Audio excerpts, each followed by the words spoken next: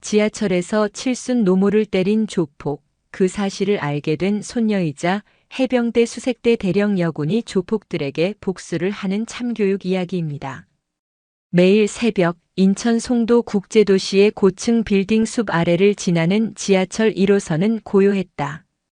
첫 차의 희미한 불빛이 차창에 스치면 새벽을 여는 사람들의 그림자가 길게 드리워졌다. 김말순 할머니 78세에게 이 시간의 지하철은 50년 넘게 살아온 삶의 일부이자 유일한 낙이었다. 강화도에서 직접 농사지은 신선한 채소와 손수 담근 시간장을 딸 네 식구에게 가져다 주기 위해 할머니는 누구보다 일찍 길을 나섰다. 굽은 허리지만 묵직한 꾸러미를 든 손에는 사랑과 정성이 듬뿍 담겨 있었다. 그날도 할머니는 평소처럼 노약자석에 앉아 창밖을 내다보고 있었다. 덜컹거리는 열차의 움직임에 맞춰 희미한 미소가 할머니의 얼굴에 번졌다. 딸이 좋아할 열무김치와 손자가 좋아하는 감자조림이 담긴 반찬통을 생각하면 마음이 따뜻해졌다. 그러나 그 평화로운 순간은 송내역을 지나자마자 산산조각 났다. 야, 이 늙은이 자리 안 비켜? 내까짓게 감히 어디다 발을 뻗고 앉아 있어. 거친 고함과 함께 거대한 그림자가 할머니 앞에 섰다. 30 남짓의 건장한 남자 3명이었다. 번쩍이는 문신과 술에 취해 충혈된 눈은 노인에게는 감당하기 힘든 위압감을 풍겼다. 특히 한 남자의 목에는 뱀 문신이 섬뜩하게 꿈틀거렸다. 그들은 독사파라며 이 구역을 접수했다고 떠들어댔다. 할머니는 순간 몸을 움츠렸다. 평생을 성실하게 살아온 할머니에게 이런 위협은 생전 처음 겪는 일이었다. 아이고 젊은 양반들, 제가 몸이 좀 불편해서 짐도 무겁고. 할머니의 목소리는 파르르 떨렸지만 꾸러미를 놓지 않으려는 작은 용기가 담겨 있었다. 손에 들린 묵직한 보따리는 단순한 짐이 아니었다. 늙은 할머니가 딸과 손자에게 전하는 따뜻한 마음, 오랜 세월 지켜온 가족에 대한 사랑 그 자체였다. 새벽같이 일어나 손수 담근 김치와 정성껏 만든 반찬을 먹이고 싶은 마음이 매주 할머니를 이 새벽 지하철에 오르게 했다. 어이, 늙으면 눈치라도 있어야지. 세상이 어떤 세상인데 감히 뻗대? 뒤지고 싶어? 뱀 문신 남자가 비웃듯이 코웃음을 쳤다. 그리고 찰싹 하는 소리와 함께 그의 손바닥이 할머니의 뺨을 강하게 후려쳤다. 날카로운 소리가 고요했던 지하철 칸에 울려 퍼졌고 할머니는 충격에 손에 든 꾸러미를 놓쳤다. 쿵 하는 소리와 함께 반찬통들이 바닥에 떨어져 열렸고 붉은 열무김치 국물과 반찬들이 사방으로 흩어졌다. 짭짤한 김치 냄새가 알코올 냄새와 뒤섞여 불쾌하게 퍼졌다. 할머니의 뺨은 순식간에 화끈거렸고 귀에서는 윙 소리가 났다. 평생을 살면서 남편에게도 자식들에게도 맞아본 적 없는 할머니였다. 그런데 전혀 모르는 젊은 남자에게 그것도 많은 사람의 시선 아래 폭행을 당하다니. 정신이 아득해지는 가운데 할머니는 본능적으로 바닥에 흩어진 반찬들을 주워 담기 시작했다. 떨리는 손으로 하나하나 김치 조각과 감자조림을 집어 올리는 할머니의 모습은 초라하기 그지없었다. 눈물은 말없이 흘러내려 주름진 뺨을 타고 흘렀다. 그 순간 지하철 칸의 모든 승객은 침묵했다. 그 누구도 선뜻 나서지 않았다. 그저 조용히 모르는 척 혹은 두려움에 고개를 돌릴 뿐이었다. 간혹 힐끔거리는 시선이 느껴졌지만 그 속에 동정이나 연민은 없었다. 다만 무관심과 회피만이 가득했다. 할머니의 마음은 뺨의 통증보다 사람들의 무관심에서 오는 상처로 더욱 시렸다. 왜 이런 일을 당해야 하는지, 왜 이 나이에 모르는 이에게 이런 치욕을 겪어야 하는지 이해할 수 없었다. 시간이 흘러 지하철이 목적지에 도착하자 할머니는 터벅터벅 내렸다. 꾸러미를 든 손은 여전히 떨리고 있었고 뺨은 빨갛게 부어올라 선명한 손자국이 찍혀 있었다. 깨진 반찬통 뚜껑 사이로 김치 국물이 계속해서 새어나왔지만 할머니는 더 이상 신경 쓸 겨를도 없었다. 마음속 깊이 새겨진 상처가 훨씬 아팠기 때문이다. 그날 저녁 김말순 할머니는 딸 김선영의 집에서 평소와 다름없이 저녁 준비를 했다. 하지만 왼쪽 뺨의 붓기는 여전했고 가끔씩 손이 미세하게 떨리는 것을 막을 수 없었다. 거울을 볼 때마다 선명한 손자국이 눈에 띄었지만 할머니는 애써 신경 쓰지 않는 척했다. 딸과 사위, 그리고 손녀에게 걱정을 끼치고 싶지 않았다. 이 불쾌하고 치욕스러운 기억을 애써 덮어두려 했다. 어머니, 얼굴이 왜 그러세요? 퇴근 후 현관문을 열고 들어서던 딸 선영이 할머니의 얼굴을 보고 깜짝 놀랐다. 걱정스러운 기색이 역력했다. 어디 부딪히셨어요? 어제도 넘어지셨다고 하더니. 김말순 할머니는 손사래를 치며 아무것도 아니라고 둘러댔다. 아무것도 아니야. 문짝에 살짝 부딪혔을 뿐이야. 늙으니까 자꾸 실수하네, 하. 애써 웃어 보였지만 그 웃음은 어색하고 금방이라도 부서질 듯 위태로웠다. 선영은 의심스러웠지만 더 이상 묻지 않았다. 어머니가 걱정을 끼치기 싫어한다는 것을 알았기 때문이다. 그런데 바로 그때 현관문이 다시 열리며 누군가 들어섰다. 할머니, 저 왔어요. 익숙하면서도 힘찬 목소리에 김말순 할머니는 깜짝 놀랐다. 뜻밖의 방문이었다. 해병대 전투복을 말끔하게 차려입은 채로 들어선 이는 다름 아닌 손녀 강하연 대령이었다. 대한민국 해병대 수색대에서 복무 중인 대령 강하연. 그녀는 갑작스럽게 휴가를 받아 집에 온 것이었다. 하연은 키가 크고 어깨가 넓어 전투복이 잘 어울렸다.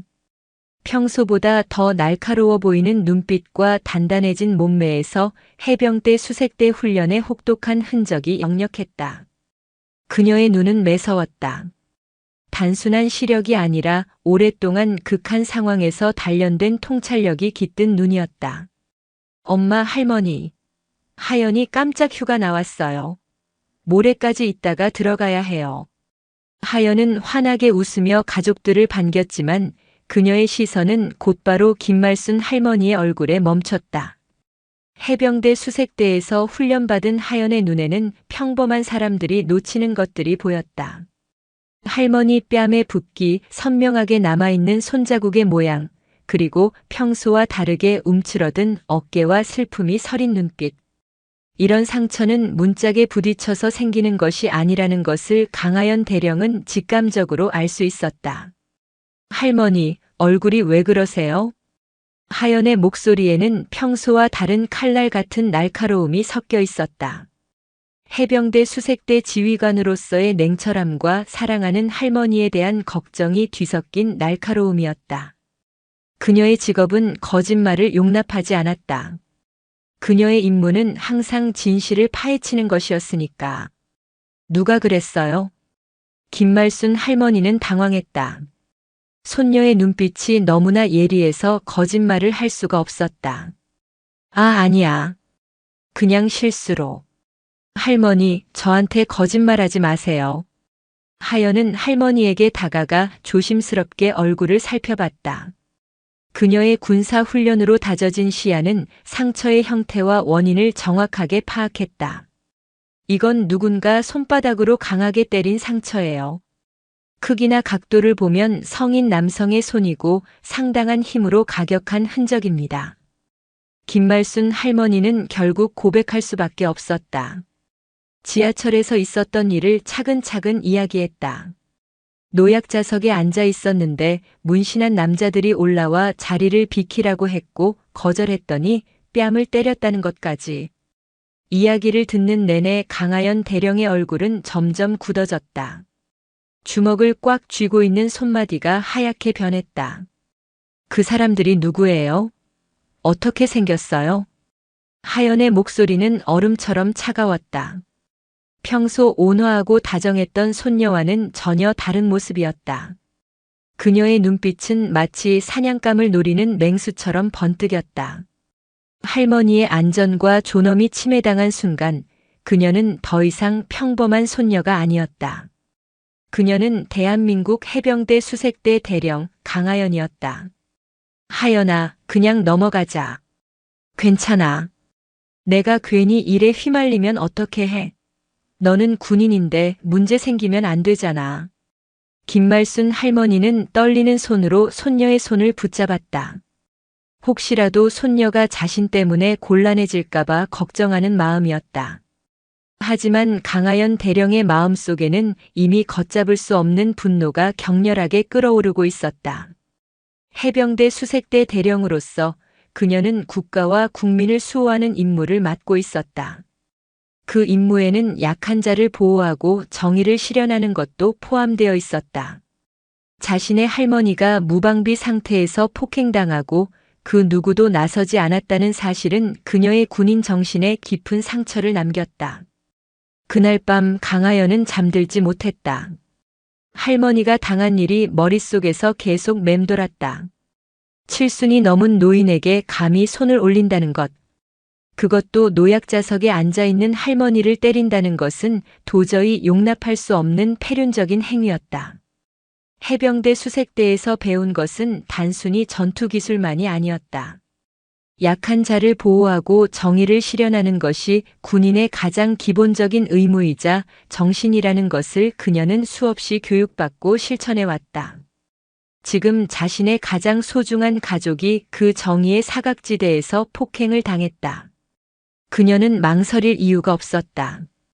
분노는 차가운 결의로 바뀌고 있었다. 그녀의 가슴 속에서는 뜨거운 해병대 정신이 불타오르기 시작했다. 다음 날 새벽 강하연 대령은 조용히 일어났다. 할머니 김말수는 여전히 새벽 첫 차를 타려고 준비하고 있었다. 딸 선영은 그런 어머니를 말려보려 했지만 할머니의 고집을 꺾을 수 없었다. 하연은 할머니에게 다가갔다. 할머니, 오늘은 제가 같이 가요. 왜? 너는 휴가 중인데 피곤할 텐데. 할머니 혼자 다니시는 게 걱정돼서요. 괜찮아요, 같이 가요. 하연의 단호하지만 따뜻한 말에 김말순 할머니는 마지못해 고개를 끄덕였다. 할머니와 손녀는 함께 지하철역으로 향했다. 어제와 같은 시간 같은 칸에 올랐다. 강하연 대령은 평상복을 입고 있었지만 그녀의 단련된 몸과 날카로운 눈빛, 그리고 언제든 움직일 수 있게 준비된 자세는 해병대 수색대 지휘관으로서의 존재감을 숨길 수 없었다. 그녀는 주변을 살피는 동시에 어제의 사건에 대한 정보를 수집하기 시작했다. 옆자리에 앉은 중년의 아주머니에게 조용히 말을 걸었다. 혹시 어제 이 시간에 이 칸에서 할머니가 맞는 걸 보셨어요? 아주머니는 순간 움찔하며 고개를 끄덕였다. 그녀의 얼굴에는 어제의 기억 때문인지 미안함과 두려움이 섞여 있었다. 어머, 그 일 말이야? 참 안 됐더라고. 그런데 아무도 나서지 못했어. 너무 무서워서. 어떤 사람들이었는지 기억나세요? 하연의 질문에 아주머니는 기억을 더듬었다. 4명 정도였는데 다 문신하고 험악하게 생겼더라고. 특히 그 할머니 때린 사람은 목에 뱀 문신이 크게 새겨져 있었어. 그리고 독사파 뭐 그런 말을 하더라고. 독사파. 하연은 그 이름을 기억해뒀다. 해병대 수색대에서 정보 수집 훈련을 받을 때 들어본 이름이었다.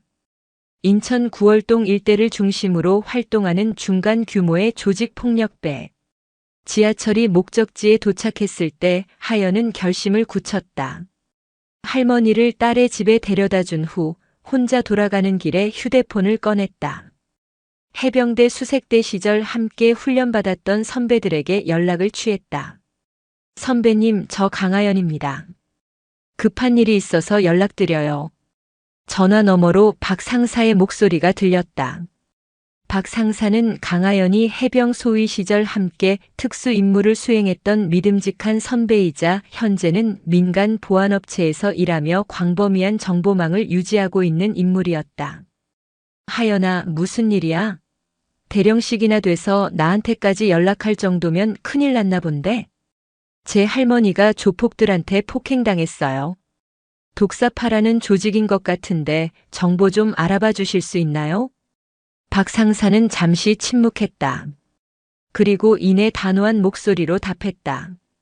독사파, 그놈들 요새 지하철에서 갈취나 하고 다니더라. 정보 알아볼게. 그런데 하연아, 섣불리 움직이지는 마라. 우리 일이 아니잖아. 알겠습니다, 선배님. 하지만 제 할머니 문제입니다.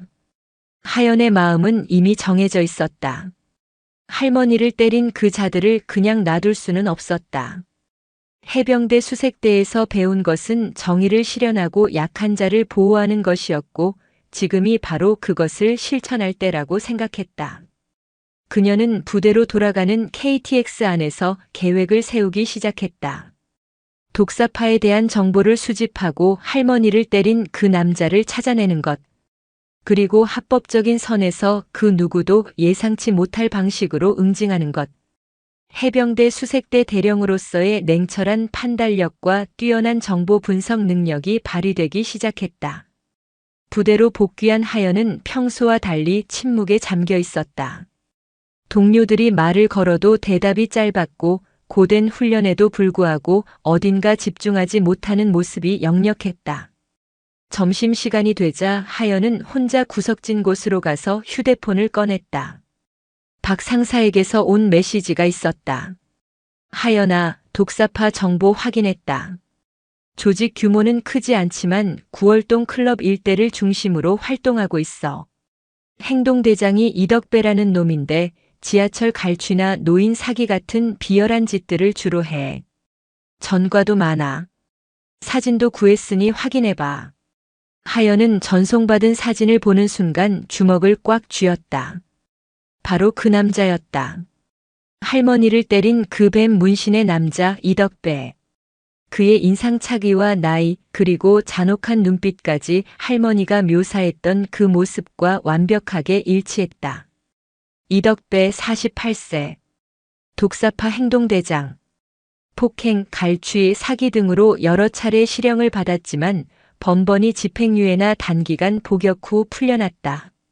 메시지 아래에 적힌 간략한 프로필을 읽어 내려갈수록 하연의 분노는 더욱 치밀어 올랐다. 이런 쓰레기가. 그녀는 이를 악물었다. 하지만 동시에 차가운 이성도 작동하고 있었다. 해병대 수색대에서 배운 정보 수집과 작전 계획 수립 능력이 발휘되기 시작한 것이다. 하연은 더 자세한 정보가 필요했다. 수색대 내부의 정보망을 이용해 이덕배와 독사파에 대해 깊이 파고들기 시작했다. 국방정보부서에서 근무하는 선배를 통해 경찰 데이터베이스에 접근할 수 있었고 민간 정보 업체에서 일하는 전역자들을 통해 실시간 정보도 수집했다. 조사 결과는 충격적이었다. 이덕배는 단순한 조폭이 아니었다. 최근 몇 년간 인천 지하철에서 노인들을 상대로 한 갈취와 폭행 사건이 10억 원 이상 발생했는데 모두 이덕배와 연관되어 있었다. 하지만 피해자들이 대부분 고령이라 신고를 제대로 하지 못했고 설사 신고를 해도 증거 부족으로 기소되지 않는 경우가 많았다. 이덕배는 이 점을 악용하여 법망을 교묘하게 피해왔던 것이다. 하연은 이덕배의 생활 패턴도 파악했다. 주로 9월동 일대 클럽에서 활동하고 새벽에 지하철을 이용해 집으로 돌아가는 패턴이 있었다. 특히 1호선 노약자석을 자주 이용한다는 정보도 얻었다.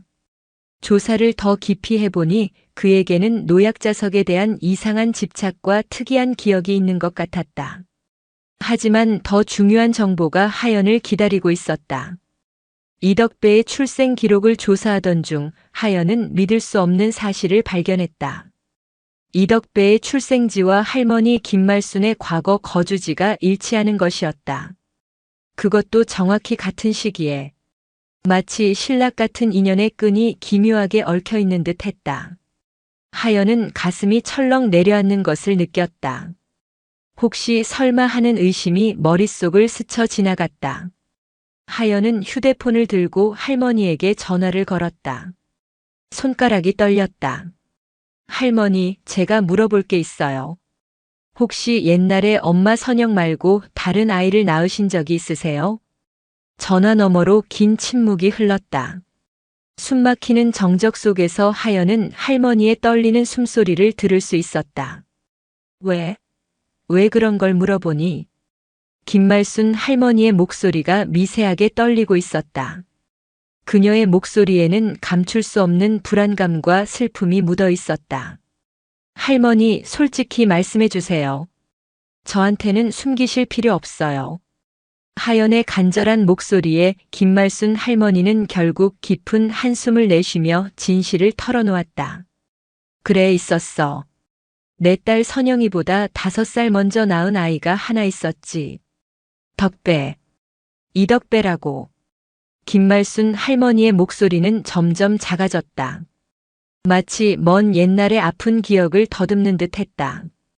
그때는 어쩔 수 없었어. 20살에 시집가기 전에 낳은 아이라 키울 수가 없었단다. 고아원에 보낼 수밖에. 하연의 심장이 격렬하게 뛰었다. 예상치 못한 방향으로 흘러가는 이야기. 할머니를 때린 그 조폭이 바로 할머니의 친아들이었던 것이다. 자신의 외삼촌 이덕배. 강하연 대령은 온몸에 소름이 돋는 것을 느꼈다. 머리부터 발끝까지 전율이 흘렀다. 하연은 믿기지 않는 현실에 입술을 깨물었다. 하늘이 무너지는 듯한 충격과 혼란이 그녀를 덮쳤다.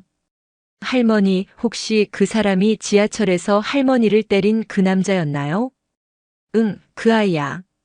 내가 버린 아이. 김말순 할머니의 목소리에는 한없는 슬픔과 자책감이 담겨 있었다. 그리고 이어지는 충격적인 고백.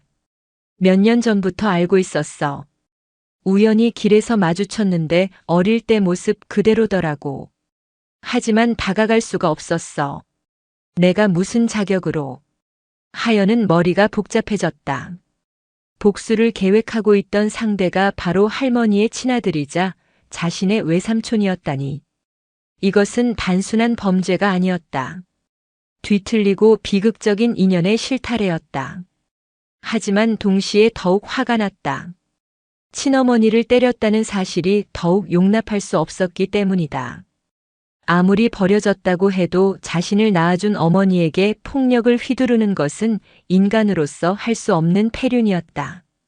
그래서 할머니는 신고도 안 하신 거예요? 하연의 목소리는 분노로 떨렸다. 어떻게 내 아이를 신고하니? 내가 잘못 키워서 저렇게 된 건데. 내가 벌인 죄값이야. 김말순 할머니는 한없이 자책하고 있었다. 평생을 짊어져온 죄책감이 그녀의 어깨를 짓누르고 있었다. 아니에요, 할머니. 하연의 목소리는 단호했다. 할머니가 어떤 이유로 그 사람을 고아원에 보내셨든 그게 할머니를 때릴 이유는 되지 않아요. 가족이면 더더욱 그러면 안 되는 거예요. 그 어떤 이유도 폭력을 정당화할 수 없습니다. 김말순 할머니는 깊은 한숨을 쉬며 말했다. 그 아이도 불쌍해. 어린 나이에 고아원에서 자라면서 얼마나 외롭고 힘들었을까. 내가 곁에서 사랑을 주며 키웠다면 저렇게 되지 않았을 텐데. 할머니의 목소리에는 평생의 후회가 담겨 있었다. 하지만 하연은 할머니의 말을 온전히 받아들일 수 없었다. 어머니를 향한 분노가 외삼촌의 행동은 이해할 수 있었지만 용서할 수는 없었다. 그건 개인적인 감정의 문제가 아니라 정의와 윤리의 문제였다. 해병대 수색대 대령으로서 그녀는 이 문제를 그냥 지나칠 수 없었다. 전화를 끊은 후 하연은 더욱 복잡한 심정이 되었다. 하지만 동시에 결심도 더욱 확고해졌다. 이덕배가 할머니의 아들이든 아니든 노인을 폭행한 것은 용서할 수 없는 범죄였다. 더군다나 자신의 친어머니를 때렸다는 것은 더욱 용납할 수 없었다. 그녀의 마음속에는 냉철한 분노와 함께 뒤틀린 인연을 바로잡고 진정한 의미의 정의를 구현해야 한다는 해병대 수색대 정신이 강하게 자리 잡았다. 강하연 대령은 작전을 수정하기 시작했다. 단순한 복수가 아니었다. 이덕배로 하여금 자신이 무엇을 잘못했는지 깨닫게 만들어야 했다. 그리고 다시는 무고한 노인들을 괴롭히지 못하도록 확실하게 응징해야 했다. 이것은 단순히 할머니의 복수가 아니라 이덕배라는 한 인간의 삶을 바로잡는 일이며 또한 사회의 정의를 바로 세우는 일이었다. 그날 밤 강하연 대령은 휴대전화로 전역한 선배들에게 다시 연락을 취했다. 그녀의 목소리에는 전과 다른 비장함이 서려 있었다. 선배님들 도움이 필요해요. 정의를 실현할 시간이 온 것 같습니다. 대한민국 해병대 수색대 출신들의 비공식 네트워크가 조용히 작동하기 시작했다. 이틀 후 하연은 부대에 특별 휴가를 신청했다. 가족 상황으로 인한 긴급 휴가라고 신청서에 적었다. 거짓말은 아니었다. 할머니 일은 분명 가족 상황이었으니까. 다만 상관들이 생각하는 것과는 조금 다른 종류의 상황일 뿐이었다. 하연은 휴가를 받자마자 인천으로 향하는 KTX에 몸을 실었다. KTX 안에서 하연은 박 상사로부터 온 메시지를 확인했다. 박 상사는 독사파의 조직도와 주요 인물들의 상세한 정보를 보내왔다. 하연아, 독사파 조직도 확보했다.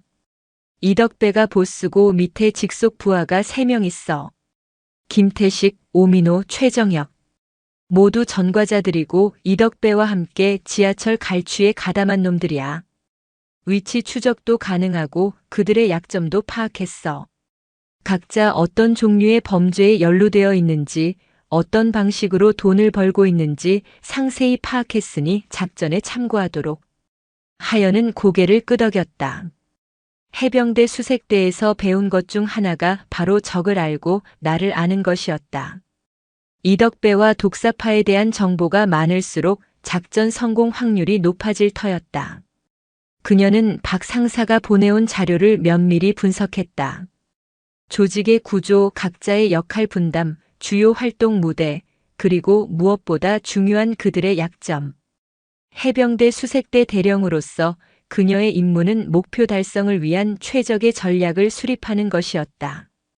인천역에 도착한 하연은 곧바로 할머니 집으로 향했다. 김말순 할머니는 하연이 또 휴가를 냈다는 말에 걱정스러운 표정을 지었다. 자꾸 휴가를 내면 부대에서 뭐라고 하지 않겠니? 괜찮아요, 할머니. 제가 알아서 할게요. 하연은 할머니를 안심시켰다. 하지만 김말순 할머니는 손녀의 진짜 의도를 눈치채고 있었다. 손녀의 눈빛이 평소와 달랐기 때문이다. 차갑고 날카로운 마치 사냥감을 노리는 맹수 같은 눈빛이었다. 그리고 그 눈빛 속에는 할머니를 향한 깊은 사랑과 함께 불의를 용납하지 않는 강한 의지가 담겨 있었다. 하연아, 혹시 덕배일 때문에 그러는 거니? 할머니, 걱정하지 마세요. 저는 법적인 테두리 안에서만 행동할 거예요. 그리고 그 사람에게 자신이 한 일에 대한 책임을 지게 할 겁니다. 그날 밤 11시 하연은 인천 구월동의 한 고급 카페에서 박 상사와 만났다. 박 상사와 함께 온 사람은 민준석이었다. 역시 해병대 수색대 출신으로 현재는 민간 보안업체 대표로 일하며 폭넓은 사회적 네트워크와 정보력을 갖춘 베테랑이었다. 하연아, 오랜만이다. 그런데 이번 일이 좀 위험할 수도 있어. 정말 괜찮겠어? 우리가 직접 나설 수는 없잖아. 민준석은 걱정스러운 표정으로 물었다.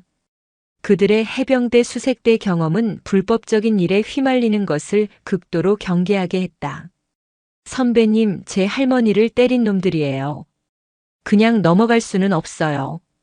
그리고 저희가 직접 폭력을 쓰지는 않을 거예요. 합법적인 방법으로 그들이 스스로 무너지게 만들 겁니다. 하연의 목소리는 단호했다. 그녀의 눈빛에는 흔들림 없는 결의가 담겨 있었다.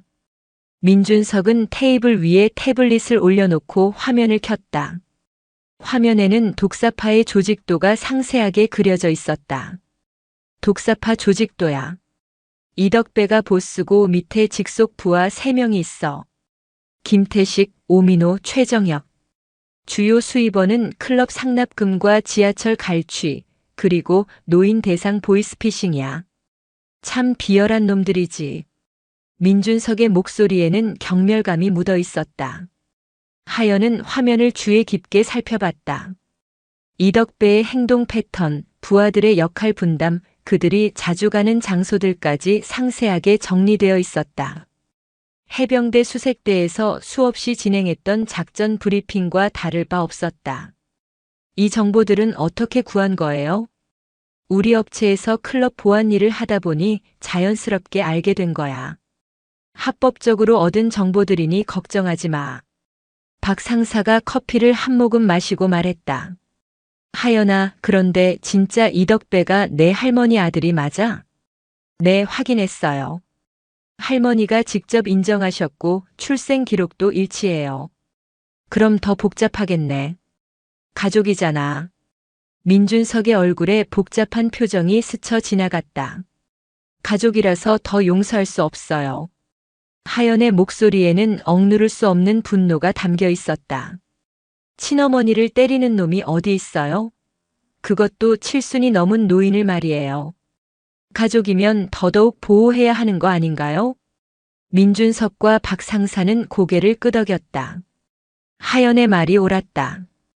혈연 관계가 죄를 덮어줄 수는 없었다. 오히려 더 큰 죄였다. 맞는 말이야. 그럼 계획을 세워보자. 일단 이덕배 혼자만을 타겟으로 하는 게 좋을 것 같은데. 민준석이 조심스럽게 의견을 제시했다. 조폭 조직의 보스를 건드리는 것은 위험 부담이 크기 때문이었다. 아니에요. 부하들부터 정리하고 이덕배는 마지막에 하고 싶어요. 할머니를 때릴 때 같이 있던 놈들이니까 똑같이 책임져야죠. 하연은 자신의 치밀한 계획을 설명하기 시작했다. 첫 번째 타겟은 김태식이에요. 이덕배의 오른팔을 하는 놈이죠. 이놈부터 무력화시키면 조직이 흔들릴 거예요. 박 상사와 민준석은 강하연 대령의 치밀한 계획에 감탄했다. 그녀의 전략은 단순히 힘으로 제압하는 것이 아니었다. 상대의 약점을 정확히 파악하고 법적 테두리 안에서 움직이면서도 치명적인 타격을 입히는 해병대 수색대다운 고도의 심리전과 정보전을 결합한 작전이었다. 그런데 하연아, 어떤 방식으로 응징할 생각이야? 우리가 직접 때릴 수는 없잖아. 그건 우리 방식이 아니지. 민준석의 질문에 하연은 차가운 미소를 지었다. 선배님들 해병대 수색대에서 뭘 배웠는지 잊으셨어요? 물리적 폭력만이 응징의 전부가 아니잖아요. 하연은 태블릿 화면을 넘기며 설명했다. 김태식은 현재 사기 대출로 수사를 받고 있어요. 하지만 증거 부족으로 기소되지 못하고 있죠. 그런데 만약 결정적인 증거가 나온다면, 그 증거를 우리가 제공한다는 거구나. 박 상사가 눈을 번뜩이며 외쳤다. 맞아요. 합법적으로 수집한 증거를 경찰에 제보하는 거예요. 그리고 오민호는 클럽에서 마약 거래를 하고 있어요. 이것도 신고하면 될 일이고요. 하연의 계획은 치밀하고 빈틈이 없었다. 직접적인 폭력 대신 법적 처벌을 통한 응징. 그것이 해병대 수색대 대령 강하연이 선택한 정의 실현의 방식이었다. 최정혁은 어떻게 할 거야? 이놈은 좀 특별해 보이던데. 민준석이 최정혁의 프로필을 보며 물었다. 이놈은 SNS에서 자신의 범죄 행위를 자랑하는 습관이 있거든요. 이걸 모아서 경찰에 제보하고 동시에 언론에도 제공할 생각이에요. 사회적 매장이 목적이죠. 박 상사가 고개를 끄덕였다. 좋은 계획이야. 그럼 이덕배는? 하연의 눈빛이 차갑게 빛났다. 이덕배는 좀 더 특별한 방법을 생각하고 있어요. 할머니와의 관계를 알게 하고 자신이 무엇을 했는지 깨닫게 만들고 싶어요. 그리고 그 이후에는 법이 허용하는 가장 강력한 처벌을 받게 해야죠. 세 사람은 늦은 밤까지 세부 계획을 논의했다. 각자의 역할 분담, 증거 수집 방법, 타이밍 등을 꼼꼼히 정했다. 해병대 수색대에서 함께 훈련받은 경험이 있어서 호흡이 척척 맞았다. 그들은 서로의 눈빛만 봐도 상대의 의도를 읽을 수 있었다. 그런데 하연아, 정말 확신해? 이 일이 끝나면 내 군 생활에도 영향이 있을 수 있어. 우리 같은 예비역이야 상관없지만 너는 아직 현역 대령이잖아. 민준석의 걱정에 하연은 단호하게 답했다. 선배님, 해병대 수색대에서 배운 게 뭐예요? 정의를 실현하고 약한 자를 보호하는 거잖아요. 지금이 바로 그걸 실천할 때예요. 충성. 저의 군인으로서의 양심과 할머니의 손녀로서의 도리가 이 작전을 명령하고 있습니다. 다음 날부터 비공식 작전이 시작되었다. 강하연 대령과 선배들은 각자 맡은 역할에 따라 일사불란하게 움직이기 시작했다. 독사파의 부하들을 하나씩 무력화시키는 정규전 작전이 인천의 밤거리에서 조용히 그러나 맹렬하게 진행되고 있었다. 대한민국 최정예 특수부대의 대령이 자신의 가족을 위해 펼치는 복수. 그것은 단순한 복수를 넘어선 정의를 향한 숭고한 임무가 되어가고 있었다. 그녀의 가슴 속에는 해병대 수색대의 상징처럼 날카로운 지성과 뜨거운 용기가 불타오르고 있었다. 작전 개시 첫날 강하연 대령은 인천 구월동의 한 고급 한정식 집에서 김태식을 관찰하고 있었다. 독사파의 2인자이자 이덕배의 오른팔인 김태식은 매주 화요일마다 이곳에서 부동산 브로커들과 만나 불법 거래를 논의하는 습관이 있었다. 이곳은 룸으로 되어 있어 외부의 시선이 차단되었지만 하연과 그녀의 팀은 이미 며칠 전부터 모든 준비를 마친 상태였다. 하연은 멀리 떨어진 테이블에 앉아 있었다. 평범한 직장 여성처럼 보였지만 그녀의 귀 속에는 민준석의 보안팀이 설치한 초소형 무선 도청 장치가 꽂혀 있었다. 김태식이 들어간 룸의 대화 내용이 실시간으로 그녀의 귀에 전달되었다. 이번 부평구 재개발 아파트 건은 어떻게 됐어? 김태식이 기름진 목소리로 브로커에게 물었다. 그의 목소리에는 탐욕과 오만함이 가득했다. 순조롭게 진행되고 있습니다. 가짜 서류도 완벽하고 원소유주인 노인네는 아직 아무것도 모르고 있습니다. 조만간 헐값에 넘기게 될 겁니다. 좋아, 이번 건으로 최소 5억은 건질 수 있겠네. 뒤처리는 깔끔하게 하고. 하연은 휴대폰으로 모든 대화를 녹음했다. 단순한 녹음이 아니었다. 해병대 수색대에서 사용하는 최첨단 장비는 주변 소음을 완벽하게 제거하고 대화 당사자들의 목소리 파형까지 분석하여 법적 증거로서의 효력을 극대화하는 기능을 갖추고 있었다. 동시에 박 상사가 보내준 소형 카메라가 장착된 펜을 든 민준석의 직원이 옆방에서 벽에 뚫린 미세한 구멍을 통해 김태식이 브로커에게 건네는 서류들을 촬영하고 있었다. 부동산 사기의 결정적인 증거들이 속속 수집되고 있었다. 김태식과 그의 일당은 자신들이 쳐놓은 거미줄 안에서 이미 더 큰 거미줄에 걸려들고 있다는 사실을 전혀 눈치채지 못했다. 1시간 후 만족스러운 표정으로 식사를 마친 김태식이 음식점을 나서자 하연도 조용히 뒤를 따랐다. 해병대 수색대에서 혹독하게 훈련받은 미행 기술이 빛을 발하는 순간이었다. 그녀는 인파 속에 자신의 모습을 완벽하게 숨겼고 주변 환경과 하나가 되어 김태식의 시야에서 완전히 사라졌다. 김태식은 식사 자리에서의 성공적인 거래에 취해 전혀 눈치채지 못했다. 김태식은 구월동의 한 오피스텔로 향했다. 서류상으로는 정상적인 부동산 중개업소였지만 실제로는 그의 사기 조직의 본거지였다. 하연은 건물 맞은편 상가에 자리를 잡고 망원경으로 사무실 내부를 관찰했다. 그녀의 눈은 매처럼 날카롭게 사무실의 모든 움직임을 포착했다. 선배님, 김태식이 아지트에 들어갔습니다. 지금 가짜 서류들을 정리하고 있습니다. 하연이 박 상사에게 전화를 걸어 상황을 보고했다. 그녀의 목소리는 차분했지만 그 안에는 사냥을 앞둔 맹수의 긴장감이 서려 있었다. 좋아, 계속 관찰해. 그리고 오늘 밤에 경찰서에 제보할 자료를 완벽하게 정리하자. 익명의 제보자가 제공한 완벽한 증거, 경찰도 움직이지 않을 수 없을 거야. 바로 그때 민준석으로부터 연락이 왔다. 하연아, 오민호 쪽에서 큰 성과가 있었어. 오늘 밤 클럽에서 대규모 마약 거래를 한다는 첩보를 입수했다. 우리 직원이 현장을 확보하고 동영상까지 찍을 준비를 마쳤어. 이놈은 확실히 잡힐 거야. 하연은 입가에 차가운 미소를 지었다. 계획대로 모든 것이 완벽하게 진행되고 있었다. 독사파라는 거대한 나무의 가지들이 하나둘씩 잘려나가기 시작한 것이다.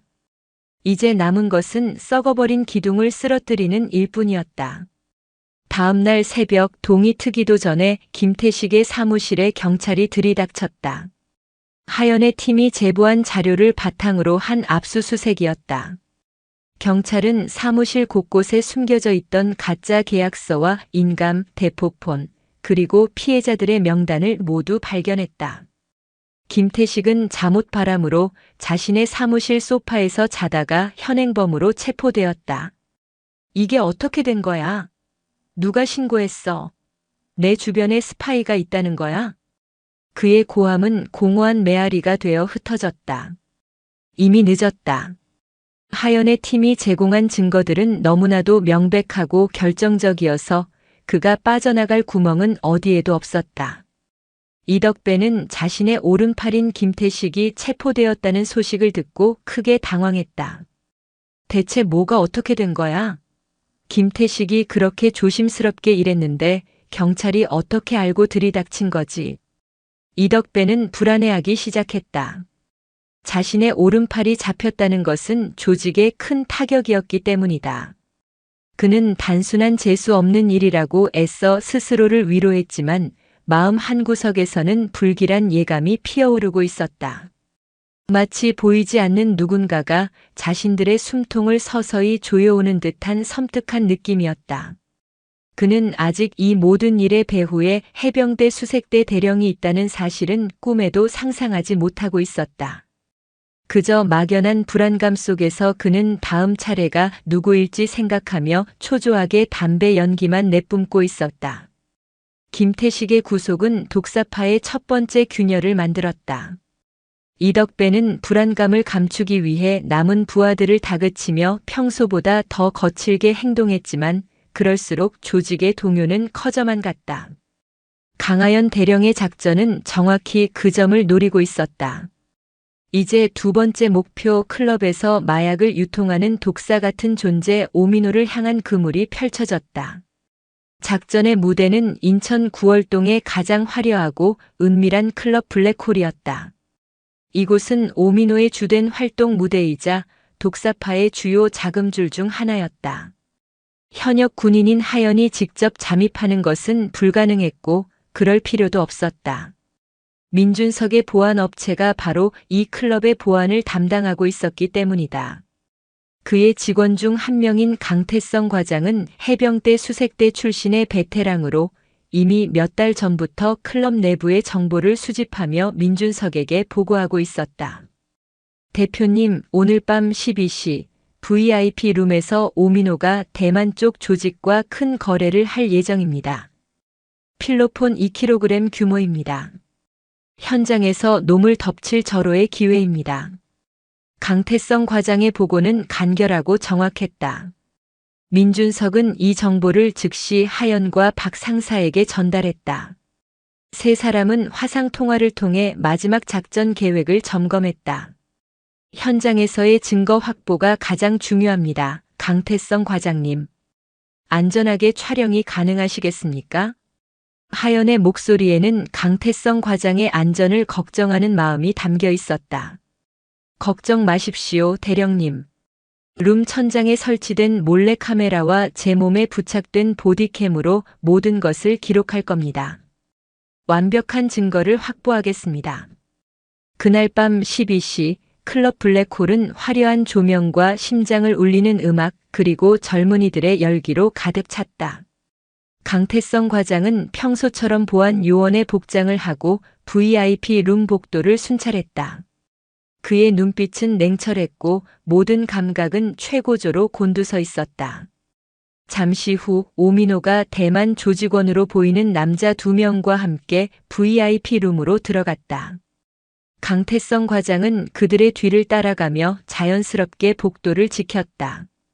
룸에서는 은밀한 대화가 오고 갔다. 물건은 가져왔나? 오민호가 거만하게 물었다. 여기 있어. 순도 최상급이야.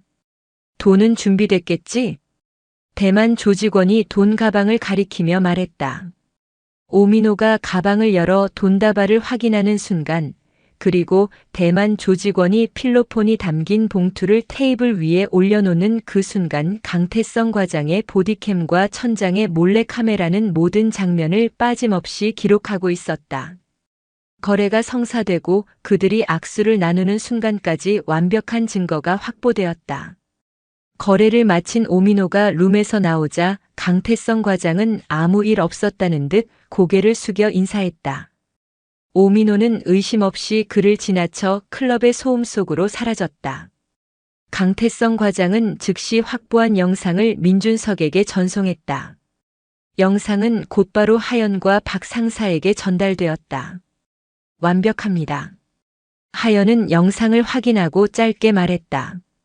이제 남은 것은 경찰에 신고하는 일이었다. 박 상사는 다시 한번 익명의 제보자가 되어 이번에는 마약 수사대에 결정적인 증거 영상을 제보했다. 마약 수사대는 즉각 출동했다. 그로부터 사흘 후 오민호는 같은 클럽에서 또 다른 거래를 하려다 현장에서 잠복하고 있던 마약 수사대 형사들에게 체포되었다. 클럽은 아수라장이 되었고 오민호는 수갑이 채워진 채 비참하게 끌려나갔다. 며칠 전 강태성 과장이 촬영한 영상은 그가 절대로 빠져나갈 수 없는 쐐기가 되었다. 이 소식은 이덕배에게 치명타를 안겨주었다.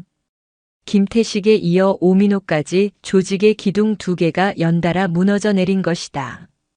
이것은 더 이상 우연이나 불운이 아니었다. 명백히 누군가가 자신들을 노리고 있었다. 누구야? 대체 누구야? 이덕배는 자신의 아지트에서 미친 듯이 소리쳤다. 그는 경쟁 조직의 소행인지 아니면 내부의 배신자인지 의심했지만 아무런 단서도 찾을 수 없었다.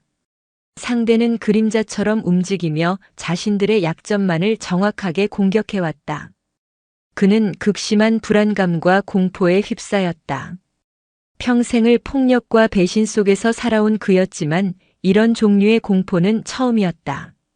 보이지 않는 적이 자신의 모든 것을 꿰뚫어 보고 있다는 느낌. 그는 남은 부하 최정혁에게 당분간 모든 활동을 중단하고 조용히 지내라고 지시했다. 하지만 이미 하연의 계획은 다음 단계로 넘어가고 있었다. 이덕배가 공포 속에서 스스로를 고립시키는 것, 그것이야말로 하연이 원했던 그림이었다. 이제 남은 마지막 가지를 잘라내고 썩어버린 기둥의 숨통을 끊을 시간이었다. 독사파의 마지막 남은 직속 부하 최정혁. 그는 앞서 무너진 김태식이나 오민호와는 다른 종류의 인간이었다. 폭력적이고 무식한 것은 같았지만 그는 자신의 범죄 행위를 과시하고 인정받고 싶어하는 비뚤어진 욕망을 가지고 있었다. 그의 소셜미디어 계정은 그 욕망의 배설구이자 강하연 대령에게는 더없이 좋은 먹잇감이었다. 하연과 박 상사는 민준석이 마련해준 인천 송도의 안전가옥에서 최정혁의 소셜미디어 계정을 면밀히 분석하고 있었다. 그의 계정은 그야말로 범죄의 박물관이었다. 지하철에서 노인들을 협박하며 찍은 사진, 갈취한 돈다발을 침대 위에 뿌려놓고 찍은 사진, 폭행으로 상처 입은 피해자를 조롱하며 올린 글들. 그의 모든 게시물에는 어김없이 자랑스러운 해시태그가 달려 있었다. 해시태그 인천 의무법자, 해시태그 돈이 최고, 해시태그 인생은 한방. 이놈 정말 멍청하군. 박 상사가 혀를 차며 말했다. 멍청한 만큼 가장 잔인하게 무너뜨려야 합니다. 하연의 목소리는 얼음처럼 차가웠다. 그녀는 최정혁의 게시물들을 하나하나 캡처하고 저장했다. 그의 범죄 행위가 명백하게 드러나는 증거들을 체계적으로 수집했다. 특히 그녀의 심장을 얼어붙게 만든 것은 할머니 김말순이 폭행당했던 바로 그날 올라온 게시물이었다. 오늘 지하철에서 늙은 할망구 하나 혼내줬다. 자리 하나 비키라는 게 그렇게 어렵나? 세상 무서운 줄 모르는 것들은 매가약이지.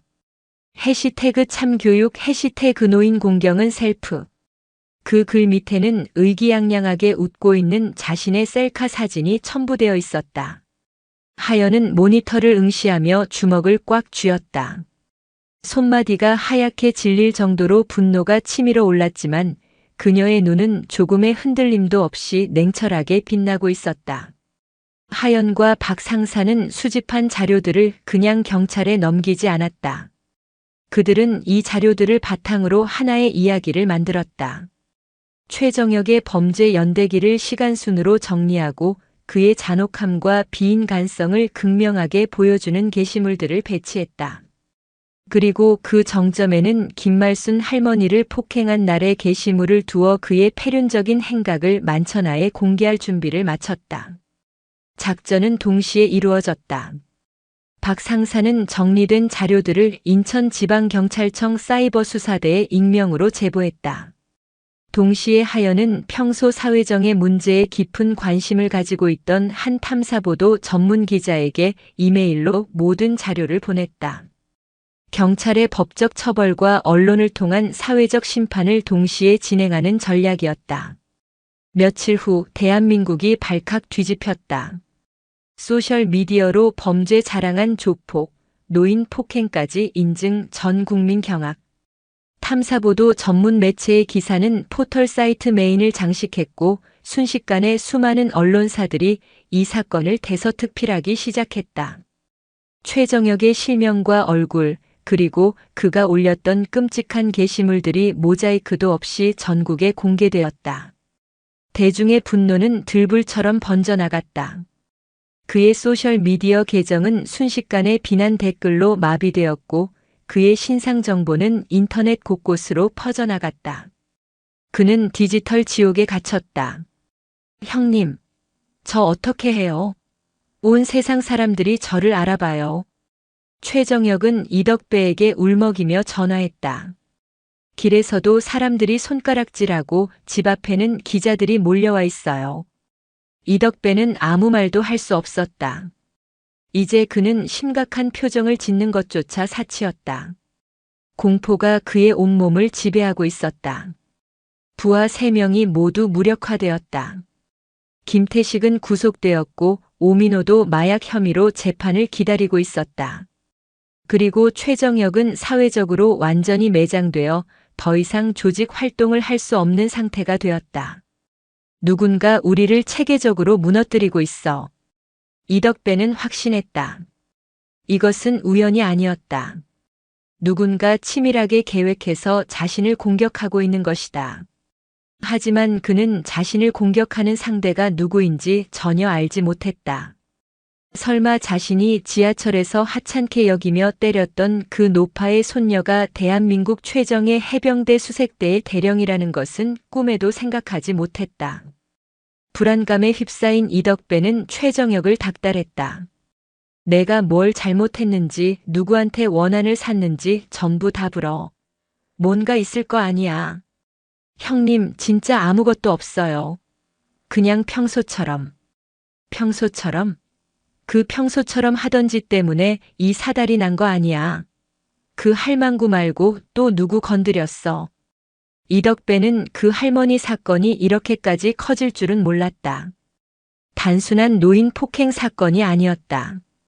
마치 자신들의 모든 것을 알고 있는 누군가가 정교하게 설계한 덫에 걸려든 기분이었다. 그는 최정역에게 당장 잠적하라고 소리쳤지만 이미 늦었다. 경찰은 여론에 등 떠밀려 신속하게 움직였고 그날 오후 최정역은 자신의 오피스텔에서 체포되었다. 모든 것을 잃은 이덕배는 며칠 동안 술만 마셨다. 조직은 와해되었고 돈줄은 막혔다. 그는 마치 이빨 빠진 호랑이 신세였다. 분노와 공포가 뒤섞여 그의 이성을 마비시켰다. 그는 이 모든 일의 시작이 그 지하철의 늙은 할머니 때문이라고 생각했다. 그 재수 없는 늙은이만 아니었어도. 분노에 찬 그는 무작정 차를 몰았다. 목적지는 없었다. 그저 끓어오르는 화를 사귀지 못한 채 인천 시내를 배회했다. 그러다 문득 그는 할머니를 처음 봤던 그 지하철역 근처를 지나고 있었다. 그리고 그의 눈에 한 아파트 단지가 들어왔다. 할머니가 내렸던 역이었다. 혹시 저곳에 살고 있는 건 아닐까? 앙심을 품은 그는 차를 세우고 아파트 단지 주변을 어슬렁거렸다. 한편 강하연은 할머니 댁에 잠시 들른 참이었다. 휴가 마지막 날이라 부대 복귀 전에 할머니를 뵙고 싶었다. 할머니는 그 사이 뉴스에 나온 최정역의 얼굴을 보고 그날 자신을 폭행했던 일당 중 하나임을 어렴풋이 기억해냈다. 하연아, 저놈이 그날 같이 있던 놈 같은데. 할머니, 이제 다 괜찮아요. 나쁜 놈들은 다 벌받게 될 거예요. 하연은 할머니를 안심시키고 집을 나섰다. 평상복 차림이었지만 굳게 담은 입술과 흔들림 없는 눈빛은 그녀가 평범한 여성이 아님을 말해주고 있었다. 아파트 단지를 나와 큰 길로 향하는 길, 그녀는 등 뒤에서 느껴지는 불길한 시선을 감지했다.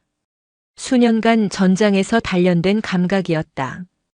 그녀는 걸음을 멈추지 않고 스마트폰을 꺼내 화면에 비친 뒤를 확인했다. 검은색 세단 한 대가 천천히 그녀를 따라오고 있었다. 그리고 그 차에서 익숙한 얼굴이 내렸다. 이덕배였다. 하연의 심장이 차갑게 가라앉았다. 올 것이 왔구나. 그는 아직 그녀가 누구인지 모를 것이다. 그저 할머니와 관련 있는 젊은 여자 정도로 생각하고 접근하는 것이리라. 하연은 일부러 인적이 드문 공원 쪽으로 발걸음을 옮겼다. 이덕배는 기다렸다는 듯이 차에서 내려 그녀의 앞을 막아섰다. 술 냄새가 확 풍겼다. 어이 아가씨. 잠깐 나 좀 봅시다.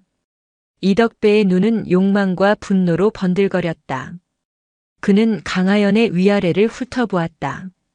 단단하면서도 균형 잡힌 몸매, 군인이라고는 상상할 수 없는 미모. 그의 입가에 비열한 미소가 걸렸다. 내가 그 할망구 손녀냐? 생긴 건 반반하게 생겨가지고 할미 뒤치다거리나 하고 다니나 보네. 하연은 아무 말 없이 그를 노려보았다. 그녀의 눈빛은 분노를 넘어선 차가운 경멸을 담고 있었다. 왜 띠꺼워? 오빠가 말을 좀 험하게 했나? 근데 아가씨 몸매가 아주 죽이는데. 군대는 다녀왔나 몰라? 이런 몸으로 총은 들 수 있겠어? 이덕배가 한 걸음 다가서며 그녀의 팔뚝을 잡으려 했다. 그 순간 하연의 몸이 미세하게 움직였다. 이덕배의 손이 닿기 직전 그녀는 반 발짝 뒤로 물러나며 그의 손을 피했다. 너무나 자연스럽고 빠른 움직임이라 이덕배는 자신이 헛손질을 했다고 착각할 정도였다. 어쭈? 요것 봐라. 날렵하네. 혹시 운동 좀 했어? 오빠랑 같이 땀 좀 흘려볼까? 내 할미 때문에 내가 지금 얼마나 역 같은지 알아? 내가 대신 좀 풀어줘야겠다. 오늘 밤 오빠 방으로 와라. 연락처 찍어. 이덕배는 노골적인 말로 그녀를 희롱했다. 폐악에 가까운 언어 폭력이었다. 그는 눈앞의 여자가 겁을 먹고 울거나 혹은 소리를 지를 것이라 예상했다. 하지만 하연의 반응은 그의 예상을 완전히 빗나갔다. 그녀는 두려워하기는커녕 오히려 입가에 희미한 미소를 띄었다. 그것은 즐거움의 미소가 아니었다. 사냥감이 제 발로 함정에 걸어 들어왔을 때 맹수가 짖는 그런 종류의 차갑고 잔혹한 미소였다. 이덕배 씨. 하연이 처음으로 입을 열었다. 그녀의 목소리는 낮고 조용했지만 공원의 공기를 얼어붙게 할 만큼의 냉기를 품고 있었다. 내까짓게 내 이름은 어떻게? 9월동 클럽 블랙홀 지분 15%. 안산에 숨겨둔 차명 계좌 3억 7천만 원. 3년 전 부산에서 저지른 뺑소니 사건. 더 말해줄까요? 이덕배의 얼굴이 하얗게 굳었다. 술이 확 깨는 기분이었다. 자신의 가장 은밀한 비밀들을 눈앞의 여자가 줄줄 꿰고 있었다. 너 뭐야? 대체 누구야? 당신 같은 쓰레기들이 가장 두려워하는 사람. 하연은 천천히 그에게 다가갔다. 이번에는 이덕배가 뒷걸음질 쳤다. 여자의 눈빛에서 살기를 느꼈다. 평생 느껴보지 못한 진짜 죽음을 목전에 둔 자만이 느낄 수 있는 그런 종류의 살기였다. 내 할머니께 손댄 것, 그리고 방금 나에게 한 말들. 단 하나도 잊지 않을 겁니다. 당신은 당신이 저지른 모든 죄의 대가를 아주 혹독하게 치르게 될 거예요. 내가 그렇게 만들 거니까. 하연은 이덕배의 어깨를 손가락으로 툭 쳤다. 그냥 가볍게 친 것뿐인데 이덕배는 마치 거대한 망치에 맞은 것처럼 비틀거리며 뒤로 나자빠졌다. 하연은 그를 경멸스럽게 내려다본 뒤 아무 일도 없었다는 듯 돌아섰다. 공포에 질린 이덕배는 넘어진 채로 그녀의 뒷모습만 멍하니 바라볼 뿐이었다. 그는 깨달았다. 자신이 건드린 것은 평범한 여자가 아니었다. 그는 지금 거대한 지옥의 문을 제 손으로 열어젖혔다. 첫 대면 이후 이덕배의 삶은 그야말로 지옥으로 변해갔다. 그는 강하연이라는 여자의 정체를 알아내기 위해 백방으로 수소문했지만 아무것도 나오는 것이 없었다. 그녀는 마치 유령 같았다. 하지만 그녀가 남긴 말들은 그의 뇌리에서 떠나지 않으며 그를 끊임없이 괴롭혔다. 자신의 모든 비밀을 알고 있다는 사실, 그것이 그를 미치게 만들었다. 강하연은 부대로 복귀했지만 작전은 멈추지 않았다. 오히려 더욱 정교하고 치밀하게 이덕배의 숨통을 조여왔다.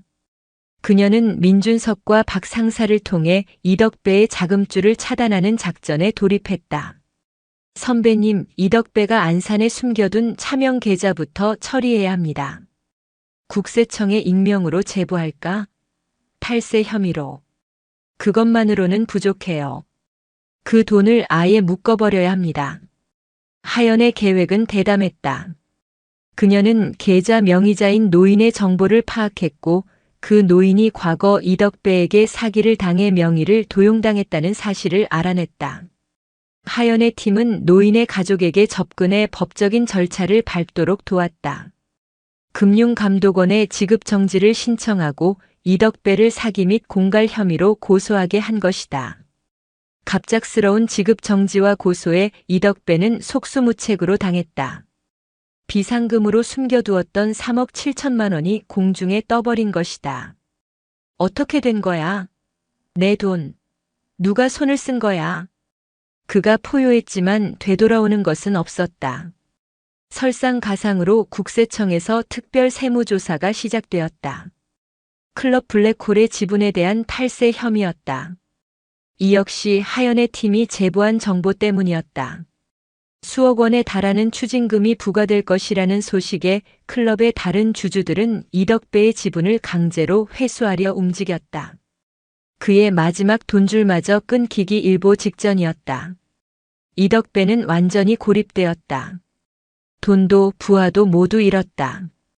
그에게 남은 것은 낡은 아파트와 차 한 대, 그리고 끝없는 공포뿐이었다. 그는 강하연이라는 여자가 이 모든 일의 배후에 있음을 직감했다. 그는 복수심에 불탔지만 동시에 그녀에 대한 극심한 공포를 느꼈다. 그녀는 보이지 않는 거미줄을 쳐놓고 자신을 서서히 말려 죽이고 있었다. 그녀를 찾아야 해. 그녀를 죽여야 이 지옥이 끝나. 이성을 잃은 이덕배는 다시 할머니의 아파트 주변을 맴돌기 시작했다. 그 여자도 결국 그 할머니 때문에 움직이는 것이다. 할머니를 인질로 잡으면 그년도 모습을 드러낼 수밖에 없을 거라고 생각했다. 어리석고 위험한 생각이었지만 궁지에 몰린 그에게는 다른 선택지가 보이지 않았다. 하지만 그의 모든 움직임은 이미 하연의 손바닥 안에 있었다. 민준석의 팀이 아파트 주변에 설치한 감시 카메라와 인근 상인으로 위장한 요원들을 통해 이덕배의 동향은 실시간으로 하연에게 보고되고 있었다. 대령님, 목표가 할머니 댁 주변을 배회하고 있습니다. 위험한 행동을 할 가능성이 있습니다. 할머니와 어머니는 안전한 곳으로 모셨습니다. 걱정하지 마십시오. 하연은 이미 모든 준비를 마친 상태였다. 오히려 이덕배가 제 발로 와주기를 기다리고 있었다. 그를 끌어들일 두 번째 무대를 준비해 놓은 것이다. 며칠 후 하연은 다시 휴가를 내어 인천으로 돌아왔다. 이번에는 평범한 옷차림이 아니었다. 몸에 딱 붙는 운동복 차림이었다. 그녀는 일부러 이덕배의 눈에 띄도록 할머니의 아파트 단지 내 헬스장에서 운동을 시작했다. 며칠을 잠복하던 이덕배의 눈에 운동하는 하연의 모습이 들어왔다. 그는 차 안에서 이를 갈았다. 저 여유로운 모습, 자신의 인생을 망쳐놓고 태연하게 운동이나 하고 있다니. 그는 차에서 내려 헬스장으로 향했다. 헬스장 안은 한산했다. 하연은 러닝머신 위에서 가볍게 몸을 풀고 있었다. 이덕배가 성큼성큼 다가와 그녀 옆에 러닝머신에 올라탔다. 여유가 넘치시네, 아주. 사람 하나 인생 조져놓고 운동할 기분이 나나봐. 운동은 정신 건강에 좋으니까요. 당신처럼 정신이 불안정한 사람에게는 특히 추천하고 싶네요. 하연은 시선도 주지 않은 채 대답했다. 그녀의 평온한 태도에 이덕배는 더욱 화가 치밀었다.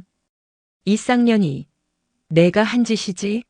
내 돈, 내 조직 전부 내년 짓이잖아. 이덕배가 소리를 지르자 몇 안 되던 사람들이 힐끔거리며 쳐다봤다. 하연은 그제야 러닝머신을 멈추고 그를 돌아봤다. 무슨 소리인지 모르겠네요. 당신이 불법적인 일을 해서 벌을 받은 것뿐이잖아요.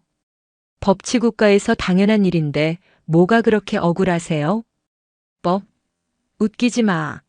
너 같은 년이 법을 들먹여? 너 대체 정체가 뭐야? 국정원이야? 경찰이야? 이덕배는 그녀의 멱살이라도 잡을 듯이 달려들었다. 하연은 피하지 않았다. 오히려 그녀의 눈빛은 차갑게 빛났다. 궁금해요? 내가 누군지. 하연은 이덕배의 손목을 가볍게 잡았다. 그리고는 손가락 몇 개에 힘을 주었을 뿐인데 이덕배의 얼굴이 고통으로 일그러졌다. 아파. 이거나. 평생을 주먹으로 살아온 그였지만 손목에 전해지는 고통은 상상을 초월했다. 뼈가 으스러지는 듯한 통증이었다. 당신 같은 인간은 알아들을 필요 없는 이름이에요. 그냥 당신의 인생을 끝장낼 사람이라고만 알아두면 돼요. 하연은 그의 손목을 놓아주었다. 이덕배는 손목을 부여잡고 비틀거렸다. 그는 공포에 질린 눈으로 하연을 바라봤다. 눈앞의 여자는 인간이 아니었다. 최소한 자신이 아는 범주의 인간은 아니었다. 그 힘과 기술, 그리고 무엇보다 그를 내려다보는 압도적인 눈빛. 그것은 야수를 조련하는 조련사의 눈빛이었다. 왜 나한테 이러는 거야? 내가 너한테 뭘 어쨌다고. 아직도 모르겠어요? 당신이 저지른 가장 큰 죄가 뭔지. 하연은 그의 눈을 똑바로 보며 말했다. 당신은 건드려서는 안 될 사람을 건드렸어요. 세상에서 가장 약하고 그래서 가장 강하게 지켜줘야만 했던 사람을. 그 순간 이덕배의 머릿속에 지하철에서 폭행했던 할머니의 얼굴이 스쳐 지나갔다. 설마 정말 그깟 일 때문에? 그저 늙은 할머니 한 명 때린 것 때문에 자신의 모든 것이 무너져 내리고 있다는 말인가. 그는 이해할 수 없었다. 그 할망구 때문에 정말이야? 그깟 늙은이 하나 때문에. 그깟 늙은이? 하연의 목소리에 처음으로 분노가 실렸다. 그녀는 헬스장 구석에 있던 100kg짜리 바벨을 한 손으로 들어 올렸다. 쇠막대가 그녀의 소나귀에서 휘어질 듯 팽팽해졌다. 헬스장에 있던 모든 사람들이 경악하며 그 모습을 지켜봤다. 당신이 함부로 말한 그분이 누군가에게는 목숨보다 소중한 세상의 전부일 수도 있다는 생각은 안 해봤겠죠. 하연은 바벨을 바닥에 내려놓았다. 쿵 하는 굉음이 헬스장을 울렸다. 이덕배는 그 소리에 심장이 멎는 듯 했다. 그는 바닥에 주저앉아 버렸다. 완벽한 패배였다. 힘으로도 기세로도 그 무엇으로도 상대가 되지 않았다. 그는 이제 도망쳐야 한다는 생각밖에 들지 않았다. 하지만 하연의 거미줄은 이미 그의 모든 퇴로를 막아선 뒤였다. 그의 차는 타이어가 찢겨 있었고 그의 집 앞에는 그가 저지른 과거의 범죄 피해자들이 플래카드를 들고 시위를 벌이고 있었다. 하연이 그들을 조직한 것이었다. 이덕배는 갈 곳이 없었다. 그는 완벽하게 고립된 도시의 섬이 되었다. 야수는 이제 사냥감의 처분만을 기다리는 신세가 되었다. 이덕배는 무너지고 있었다. 그의 제국은 모래성처럼 허물어졌고 그는 이제 텅 빈 성에 홀로 남겨진 폭군이었다. 낮에는 커튼을 모두 친 채 어둠 속에서 술을 마셨고 밤에는 작은 소리에도 경기를 일으키며 잠들지 못했다. 그의 머릿속은 온통 강하연이라는 이름과 그녀의 압도적인 힘에 대한 공포로 가득했다. 경쟁 조직의 소행이라기엔 너무나 정교했고 경찰의 수사라기엔 너무나 개인적인 원한이 느껴졌다. 상대는 마치 자신의 모든 것을 꿰뚫어보는 유령 같았다. 그의 아파트 맞은편 건물. 강하연 대령과 그녀의 팀은 교대로 이덕배의 모든 것을 관찰하고 있었다. 그의 집으로 배달되는 음식, 창문 틈으로 새어나오는 불빛, 그리고 가끔씩 미친 사람처럼 창밖을 내다보는 그의 공허한 눈빛까지. 완전히 고립됐습니다. 이제 쥐덫에 놓을 미끼를 던질 시간입니다. 하연은 망원경에서 눈을 떼며 말했다. 그녀의 목소리는 사냥을 마무리하는 사냥꾼처럼 냉정했다. 이덕배는 극도의 공포와 편집증에 시달리고 있었기에 어설픈 유인책은 통하지 않을 터였다. 그가 거부할 수 없는 절박함과 탐욕을 동시에 자극할 미끼가 필요했다. 작전은 민준석이 맡았다. 그는 음성 변조 프로그램과 대포폰을 이용해 구속된 김태식의 옛 사업 파트너인 척 이덕배에게 전화를 걸었다. 이덕배 씨 되십니까? 저는 박 사장이라고 합니다. 김태식과 함께 일했던 사람입니다. 누구야? 내 번호 어떻게 알았어? 이덕배는 경계심 가득한 목소리로 쏘아붙였다. 진정하십시오. 저는 당신을 도우려는 겁니다. 김태식이 잡히기 전에 비자금과 장부를 숨겨뒀습니다. 경찰에 넘어가면 당신도 무사하지 못할 겁니다. 그 돈이면 몇 년은 해외에 나가서 조용히 살 수 있을 겁니다. 민준석의 목소리는 절박하면서도 신뢰감을 주도록 완벽하게 조절되었다. 돈과 도피. 이 두 단어는 이덕배의 귀에 박혔다. 그는 침을 꿀꺽 삼켰다. 그걸 왜 나한테 말하는 건데? 김태식이 당신만 믿을 수 있다고 했습니다. 물건은 지하철 물품 보관함에 있습니다. 오늘 밤 11시 1호선 송내역 5번 보관함입니다. 송내역. 그곳은 김말순 할머니가 폭행당했던 바로 그 역이었다. 하연은 그의 잠재의식 속에 있는 불안감과 죄책감을 자극하기 위해 일부러 그 장소를 선택했다. 비밀번호는 없습니다. 열쇠를 찾아야 합니다. 1호선 동인천행 열차 밤 10시 45분에 송내역에 도착하는 1077호 열차 세 번째 칸 노약자석 밑에 열쇠가 숨겨져 있습니다. 열차 번호 그리고 세 번째 칸 노약자석. 그날의 사건을 정확하게 상기시키는 디테일이었다. 이덕배는 자신도 모르게 마른 침을 삼켰다. 불길한 기분이 들었지만 수억 원의 현금과 자신의 죄가 기록된 장부라는 유혹을 뿌리칠 수 없었다. 이것이 자신을 파멸시키려는 함정일 수도 있다는 의심과 이것만이 유일한 탈출구일 수 있다는 희망이 그의 머릿속에서 격렬하게 충돌했다. 결국 탐욕과 절박함이 공포를 이겼다. 알겠어. 가보지. 전화를 끄는 이덕배의 눈빛이 흔들렸다. 그는 몇 날 며칠 만에 처음으로 외출 준비를 시작했다. 검은 모자를 깊게 눌러쓰고 마스크로 얼굴을 가렸다. 그의 손에는 작은 칼이 들려 있었다. 만약의 사태에 대비한 마지막 발악이었다. 그가 조심스럽게 아파트 현관문을 열고 밖으로 나서는 순간 맞은편 건물에서 그를 지켜보던 하연의 무전기에서 나지막한 목소리가 흘러나왔다. 목표 덫으로 이동 중. 이덕배는 자신을 옥죄어 오는 사냥꾼의 그물이 얼마나 정교하게 짜여 있는지 전혀 알지 못한 채 제 발로 심판의 장소를 향해 걸어가고 있었다. 인천의 밤은 차가웠고 그의 등 뒤로는 짙은 파멸의 그림자가 길게 드리워져 있었다. 강하연 대령은 이미 송내역에 도착해 마지막 무대의 막이 오르기를 기다리고 있었다. 밤 10시가 넘은 송내역은 한산했다. 퇴근 인파가 모두 빠져나간 승강장에는 간간히 막차를 기다리는 사람들만이 듬성듬성 서 있을 뿐이었다. 형광등 불빛이 차갑게 바닥을 비췄고 멀리서 들려오는 열차의 기적 소리가 공허하게 울려 퍼졌다. 이덕배는 모자를 더 깊이 눌러쓴 채 주위를 살피며 약속된 승강장으로 향했다. 그의 온 신경은 날카롭게 곤두서 있었고 심장은 불안하게 뛰고 있었다. 잠시 후 전광판에 1077호 열차 잠시 후 도착이라는 문구가 떴다.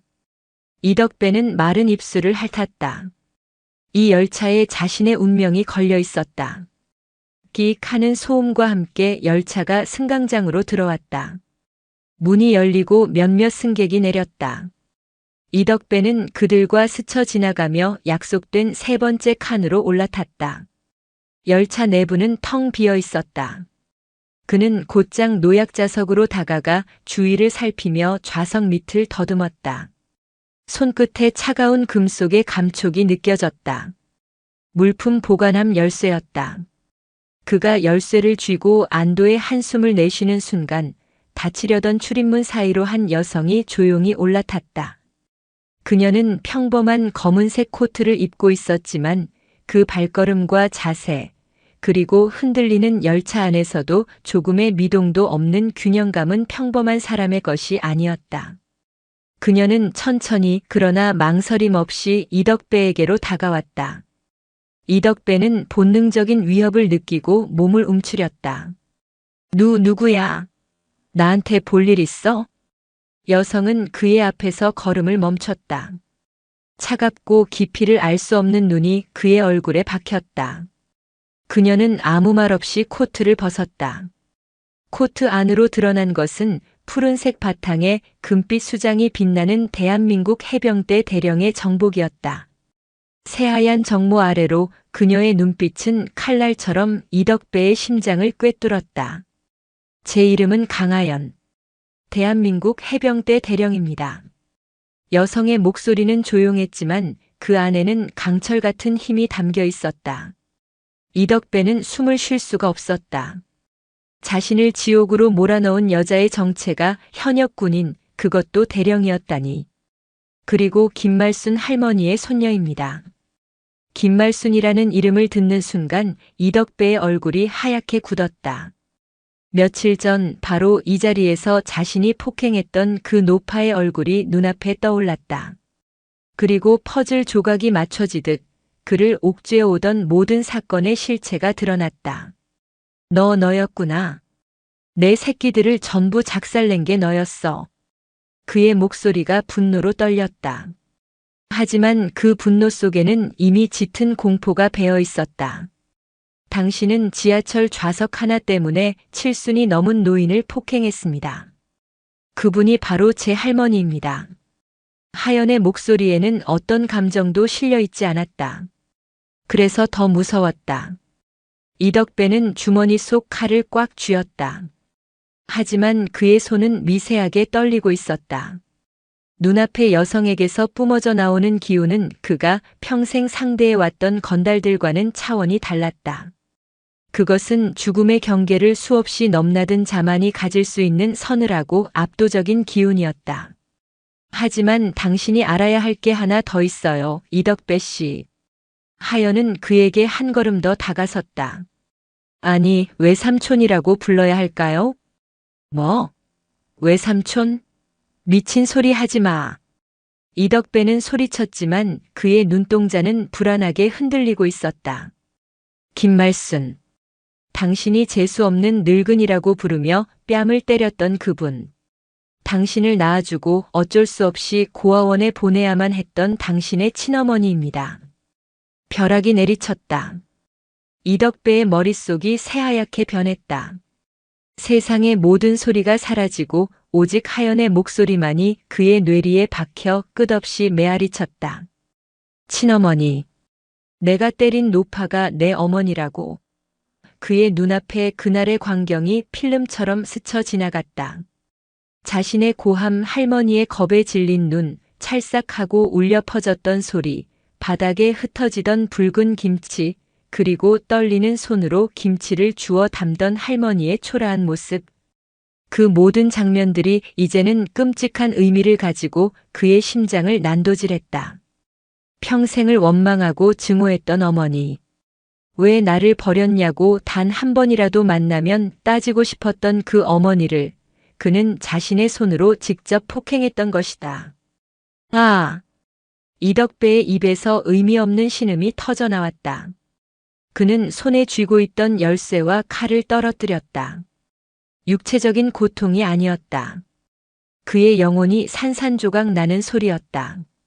그는 비틀거리다 결국 자리에 주저앉았다. 물리적인 타격 없이 오직 진실의 무게만으로 한 인간이 완벽하게 무너져 내리는 순간이었다. 열차가 다음 역에 도착하며 천천히 속도를 줄였다. 스크린도어 너머로 조용히 깜빡이는 경찰차의 경광등 불빛이 보였다. 박 상사가 미리 연락해둔 경찰들이었다. 하지만 이덕배의 눈에는 아무것도 보이지 않았다. 그의 세상은 이미 무너져 내린 후였다. 그는 이제 한낱 조폭 두목 이덕배가 아니었다. 어머니를 때린 패류나 그 이상도 이하도 아니었다. 심판은 그렇게 막을 내렸다. 이덕배의 체포는 허무할 정도로 조용했다. 그는 아무런 저항도 하지 않았다. 마치 영혼이 빠져나간 인형처럼 그는 경찰의 손에 이끌려 열차에서 내렸다. 차갑게 깜빡이는 경광등 불빛 아래 해병대 대령의 정복을 입은 강하연의 모습이 그의 뇌리에 낙인처럼 새겨졌다. 그녀의 존재 자체가 자신에게 내려진 살아있는 심판이었다. 인천 남동경찰서 조사실. 이덕배는 모든 혐의를 순순히 인정했다. 김말순 할머니에 대한 폭행은 물론 경찰이 그동안 증거를 찾지 못했던 다른 범죄들까지 기계적으로 자백했다. 그의 갑작스러운 태도 변화에 베테랑 형사들조차 당혹감을 감추지 못했다. 며칠 전까지만 해도 모든 혐의를 부인하며 난동을 부리던 그가 아니었다. 왜 갑자기 전부 자백하는 겁니까? 담당 형사의 질문에 이덕배는 텅 빈 눈으로 허공을 응시하며 나지막이 말했다. 내가 괴물이니까. 그의 정신은 다른 곳에 있었다. 조사관의 질문에 대답하면서도 그의 머릿속은 온통 강하연의 마지막 말과 할머니의 얼굴로 가득 차 있었다. 당신의 친어머니입니다. 그 한마디가 그의 인생 전체를 송두리째 부정하고 있었다. 평생을 지탱해 온 원망과 증오의 기둥이 무너져 내린 자리에 그는 이제 걷잡을 수 없는 자기 혐오의 급류에 휩쓸리고 있었다. 같은 시각 강하연은 안전 가옥으로 돌아왔다. 박 상사와 민준석이 걱정스러운 얼굴로 그녀를 맞았다. 하연아, 괜찮아? 표정이 안 좋아 보여. 작전은 끝났습니다. 목표는 체포됐고 모든 범죄 사실을 자백하고 있습니다. 그녀의 목소리는 평소처럼 침착했지만 미세하게 떨리고 있었다. 그녀는 두 선배에게 모든 상황을 보고했다. 이덕배가 자신의 외삼촌이라는 사실, 그리고 그에게 모든 진실을 밝혔다는 것까지. 이야기를 들은 두 사람은 할 말을 잃었다. 이것은 단순한 조폭 소탕 작전이 아니었다. 한 가족의 수십 년에 걸친 비극을 파헤치는 잔인한 과정이었다. 고생했다, 하연아. 이제 좀 쉬어. 민준석이 그녀의 어깨를 두드려 주었다. 하연은 작게 고개를 끄덕이고는 자신의 방으로 들어갔다. 문을 닫고 잠그는 순간 팽팽하게 버티고 있던 긴장의 끈이 끊어졌다. 그녀는 벽에 등을 기댄 채 그대로 주저앉았다. 해병대 수색대 대령의 강인한 모습은 온데간데 없었다. 그녀의 눈에서 뜨거운 눈물이 흘러내렸다. 할머니의 멍든 뺨, 이덕배의 공허한 눈동자, 그리고 수십 년간 엇갈려온 모자의 기구한 운명. 그 모든 것이 그녀의 어깨를 짓눌렀다. 그녀는 정의를 실현했지만 그 과정에서 너무나 많은 상처와 슬픔을 목격해야 했다. 군인으로서의 임무는 완수했지만 한 인간으로서의 마음은 갈기갈기 찢겨 있었다. 다음 날 아침 하연은 무거운 발걸음으로 어머니 김선영의 집으로 향했다. 이제 마지막으로 남은 가장 어려운 임무를 수행해야 했다. 가족에게 진실을 알리는 것. 그녀는 미리 안전한 호텔로 옮겨둔 할머니와 어머니를 한자리에 모았다. 어머니, 할머니. 드릴 말씀이 있어요. 하연의 비장한 분위기에 김선영과 김말순 할머니는 불안한 표정으로 그녀를 바라봤다. 하연은 차분하게 그리고 조심스럽게 입을 열었다. 할머니를 폭행했던 조폭 두목 이덕배가 체포되었다는 소식을 먼저 전했다. 정말? 아이고 다행이다. 하연아, 내 덕분이다. 김선영이 안도의 한숨을 내쉬며 딸의 손을 잡았다. 하지만 하연의 표정은 여전히 어두웠다. 그런데 그 사람이. 하연은 차마 말을 잇지 못하고 할머니를 바라봤다. 김말순 할머니는 손녀의 눈빛을 보고 무언가 심상치 않은 일이 있음을 직감했다. 왜 그러니, 하연아? 괜찮으니 말해보렴. 그 사람 이름이 이덕배래요. 이덕배. 그 이름을 듣는 순간 김말순 할머니의 얼굴이 하얗게 굳었다. 손이 가늘게 떨리기 시작했다. 혹시 내가 아는 그 아이? 네, 할머니. 할머니가 수십 년 전에 헤어져야만 했던 아들이에요. 정적이 흘렀다. 김선영은 이 상황을 이해할 수 없다는 듯 딸과 어머니의 얼굴을 번갈아 쳐다봤다. 엄마, 그게 무슨 소리야? 할머니 아들이라니? 나한테 오빠가 있었다는 말이야? 김말순 할머니는 대답할 수 없었다. 그녀의 눈에서 눈물이 비오듯 쏟아져 내렸다. 평생을 가슴속에 묻어두었던 비밀, 가장 아픈 상처가 후벼 파이는 고통이었다. 하연은 어머니에게 모든 것을 설명했다. 할머니의 과거, 어쩔 수 없이 아들을 떠나보내야만 했던 사연, 그리고 그 아들이 바로 할머니를 폭행한 범인이라는 잔인한 현실까지. 모든 이야기를 들은 김선영은 엄청난 충격에 휩싸였다. 자신에게 오빠가 있었다는 사실보다 그 오빠가 어머니를 폭행했다는 사실이 그녀를 더욱 고통스럽게 했다. 어떻게 그런 일이. 그녀의 분노는 알지 못했던 오빠를 향했다. 그리고 동시에 평생을 홀로 비밀을 감당해온 어머니에 대한 연민으로 가슴이 미어졌다. 엄마 왜 말 안 했어? 얼마나 힘들었어? 김선영은 오열하는 어머니를 끌어안았다. 두 모녀는 한참 동안 서로를 부둥켜 안고 울었다. 하지만 김말순 할머니의 슬픔은 다른 차원의 것이었다. 그것은 단순한 슬픔을 넘어선 가슴이 무너져 내리는 듯한 자책감이었다. 내 아들이 애미를 때렸구나. 그것도 모르고 다 내 탓이야. 내가 그 아이를 버리지 않았더라면 이렇게 되지는 않았을 텐데. 할머니는 어린아이처럼 오열했다. 쉰 목소리로 터져나오는 울음소리는 수십 년간 가슴속에 쌓아온 죄책감과 슬픔의 무게 그 자체였다. 하연은 차마 그 모습을 지켜볼 수 없어 조용히 방을 나왔다. 복도에 선 그녀의 뺨 위로 다시 눈물이 흘렀다. 그녀가 휘두른 정의의 칼은 악을 베었지만 동시에 가장 사랑하는 가족의 마음에 지울 수 없는 상처를 남기고 말았다.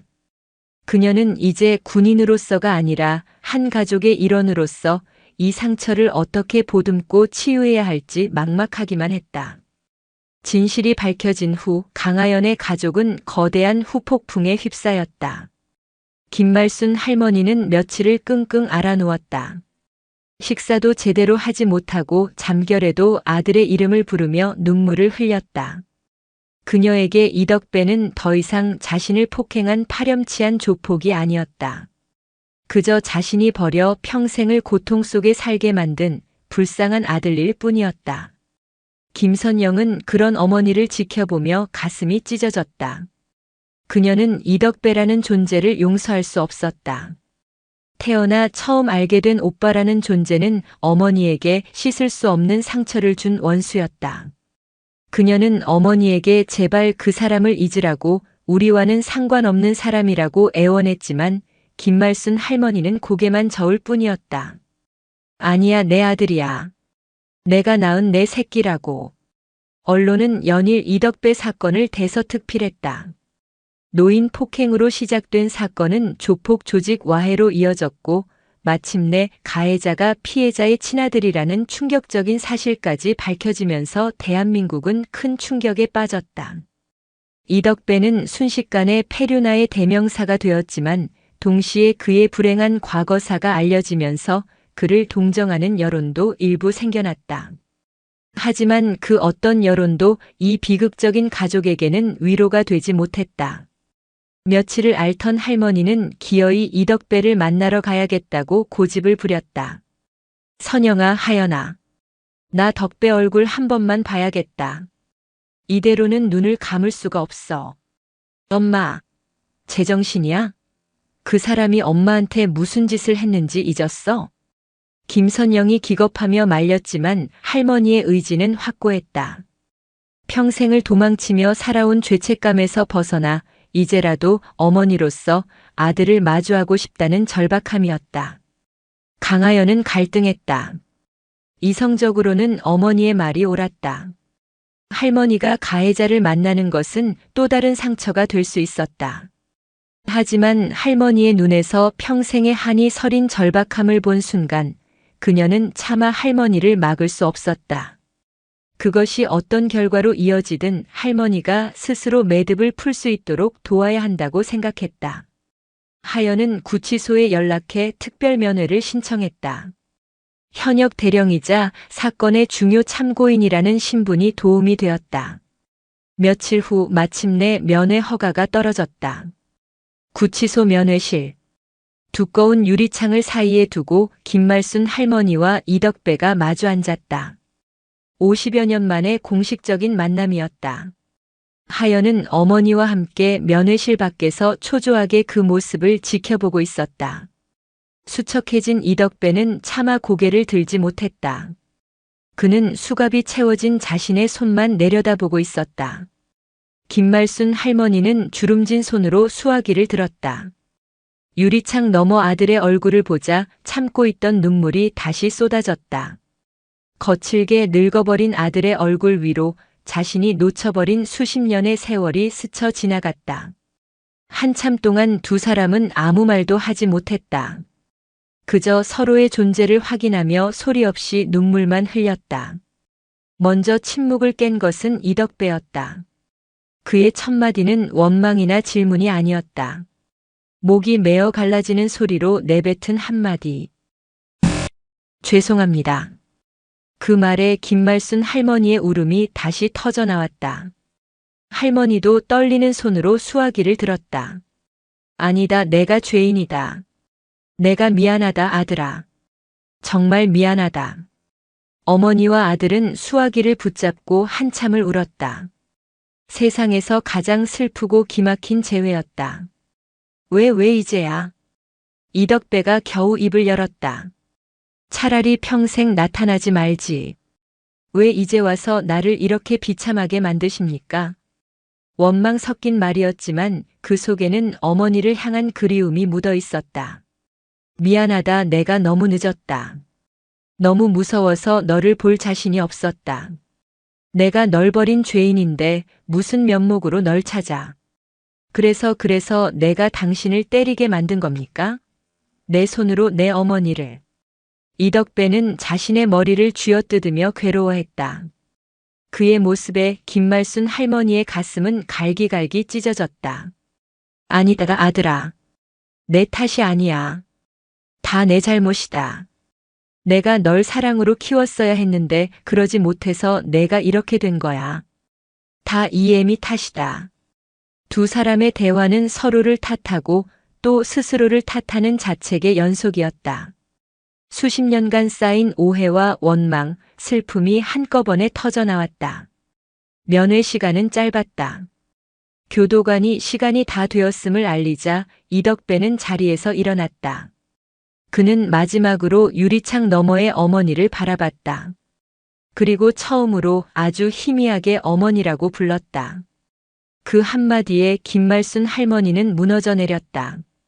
면회를 마치고 돌아오는 차 안에서 할머니는 아무 말이 없었다. 그저 창밖을 바라보며 조용히 눈물만 흘렸다.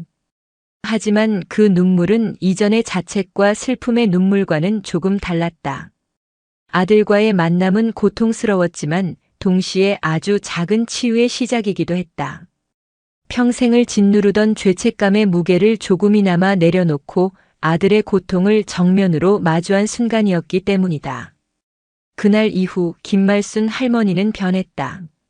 아들을 위해 매일 정성껏 음식을 만들어 면회를 갔고 서툰 솜씨로 편지를 썼다. 이덕배는 처음에는 음식을 거부하고 편지를 읽지도 않았지만 매일같이 찾아오는 늙은 어머니의 지극한 정성 앞에 그의 얼어붙었던 마음도 아주 조금씩 녹기 시작했다. 강하연은 멀리서 그 모습을 지켜보았다. 그녀의 마음은 두 사람의 슬픔의 무게로 무겁게 가라앉았다.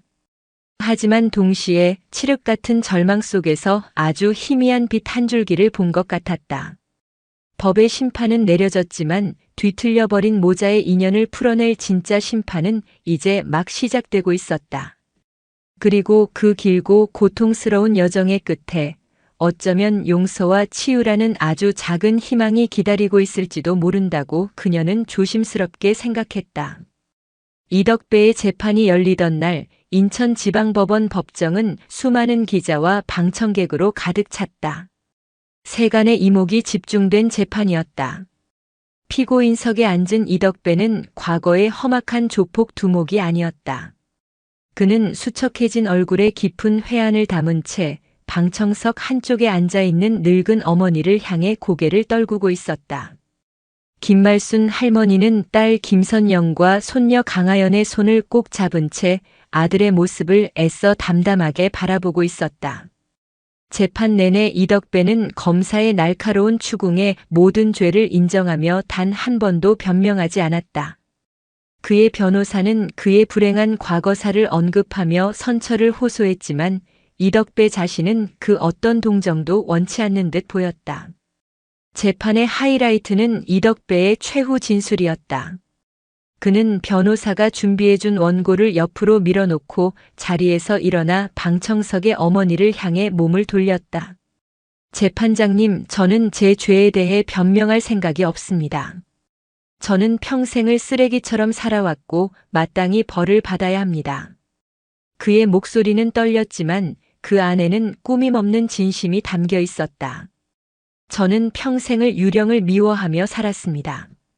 얼굴도 모르는 어머니라는 유령을 원망했습니다.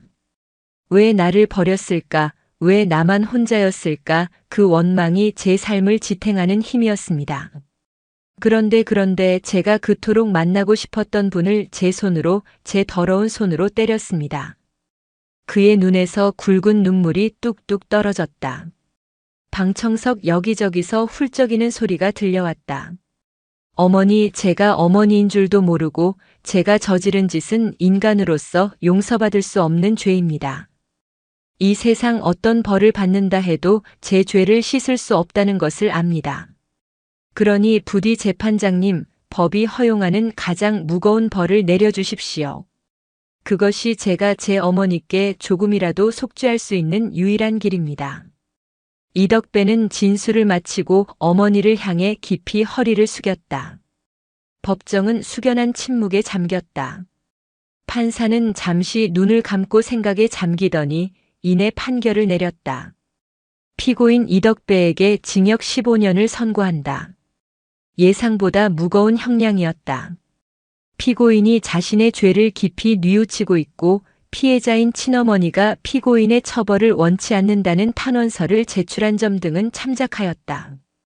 하지만 수십 년간 상습적으로 약자를 괴롭히고 폭력을 행사하며 사회 질서를 어지럽힌 죄는 결코 가볍지 않다. 특히 자신을 낳아준 어머니에게 폭력을 행사한 행위는 그 어떤 이유로도 정당화될 수 없으며 사회의 경종을 울릴 필요가 있다. 이 15년의 시간이 피고인에게는 징벌의 시간이자 뒤틀린 인생을 바로잡고 진정한 속죄의 의미를 깨닫는 시간이 되기를 바란다.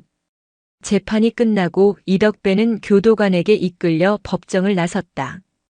그는 마지막 순간까지 어머니에게서 눈을 떼지 못했다. 김말순 할머니는 아들의 모습을 끝까지 눈으로 쫓으며 하염없이 눈물을 흘렸다. 15년 그 아이가 또다시 혼자 갇혀 지내야 하는구나. 할머니의 목소리에는 슬픔이 가득했지만 원망은 없었다. 하연아, 선영아.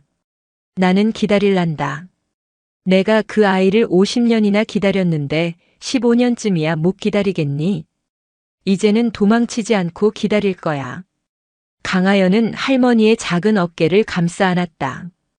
정의를 구현하기 위해 시작했던 이 싸움의 끝에서 그녀는 군사작전의 승패와는 다른 종류의 결말을 마주하고 있었다. 그것은 법의 심판을 넘어선 용서와 사랑이라는 더 큰 힘에 대한 이야기였다. 몇 달 후 강하연은 이덕배가 이송되기 전 마지막으로 그를 면회했다. 면회실에서 마주한 이덕배의 얼굴은 놀랍도록 평온해 보였다. 바쁜 몸인데 와줬구나. 대령님. 그가 멋쩍게 웃으며 말했다. 몸 건강히 지내세요. 하연이 짧게 답했다. 어색한 침묵이 흘렀다. 강하연 대령 아니 조카님. 이덕배가 조심스럽게 그녀를 불렀다. 내가 내 인생을 박살 내줘서 고맙다. 내가 아니었다면 나는 아마 죽는 날까지 내가 어떤 짐승이었는지도 모르고 살았을 거다. 내가 내 영혼을 구해준 거야. 정말 고맙다. 그는 진심이었다. 하연은 그의 말을 묵묵히 들었다. 해병대 수색대의 훈련은 적을 제압하고 목표를 달성하는 법을 가르쳤다. 하지만 이번 임무는 그녀에게 그 이상의 것을 가르쳐 주었다. 진정한 정의는 단순히 악을 처벌하는 것에서 끝나는 것이 아니라 그 악이 선으로 변할 수 있는 아주 작은 가능성을 열어주는 것까지 포함한다는 것을. 그녀는 군인으로서의 의무를 다했지만 결국 이 길고 긴 전쟁을 끝낸 것은 할머니의 끝없는 사랑과 용서의 힘이었다. 가족이잖아요. 하연이 처음으로 그에게 희미한 미소를 보이며 말했다. 그 미소에 이덕배는 참았던 눈물을 터뜨렸다. 면회를 마치고 나오는 길 하연은 파란 가을 하늘을 올려다보았다. 길고 어두웠던 터널이 끝난 기분이었다. 그녀의 임무는 이제 완벽하게 완수되었다. 심판은 끝났고 구원은 시작되었다. 그녀는 다시 자신의 자리, 대한민국을 지키는 해병대 대령의 자리로 돌아갈 것이다. 하지만 이제 그녀의 가슴에는 차가운 강철뿐만 아니라 인간의 상처를 보듬을 수 있는 따뜻한 마음도 함께 자리 잡고 있었다. 그것이 이 잔혹했던 전쟁이 그녀에게 남긴 가장 큰 훈장이었다. 15년이라는 시간은 한 인간이 태어나 소년이 되기에 충분한 세월이자 강산이 한 번 하고도 반이나 바뀔 긴 시간이었다. 강하연이 휘둘렀던 정의의 칼날이 거두어진 후 남겨진 사람들에게 시간은 각기 다른 무게와 의미로 흘러갔다. 그것은 징벌의 시간이자 속죄의 시간이었고 기다림의 시간이자 치유의 시간이었다. 첫 5년 기다림의 시작과 서툰 속죄. 이덕배가 수감된 강원도의 교도소는 멀었다. 김말순 할머니에게는 더욱 그랬다. 하지만 할머니는 한 번도 면회를 거르지 않았다. 매달 한 번 딸 선영이나 손녀 하연이 운전하는 차를 타고 혹은 버스를 몇 번씩 갈아타며 아들을 만나러 갔다.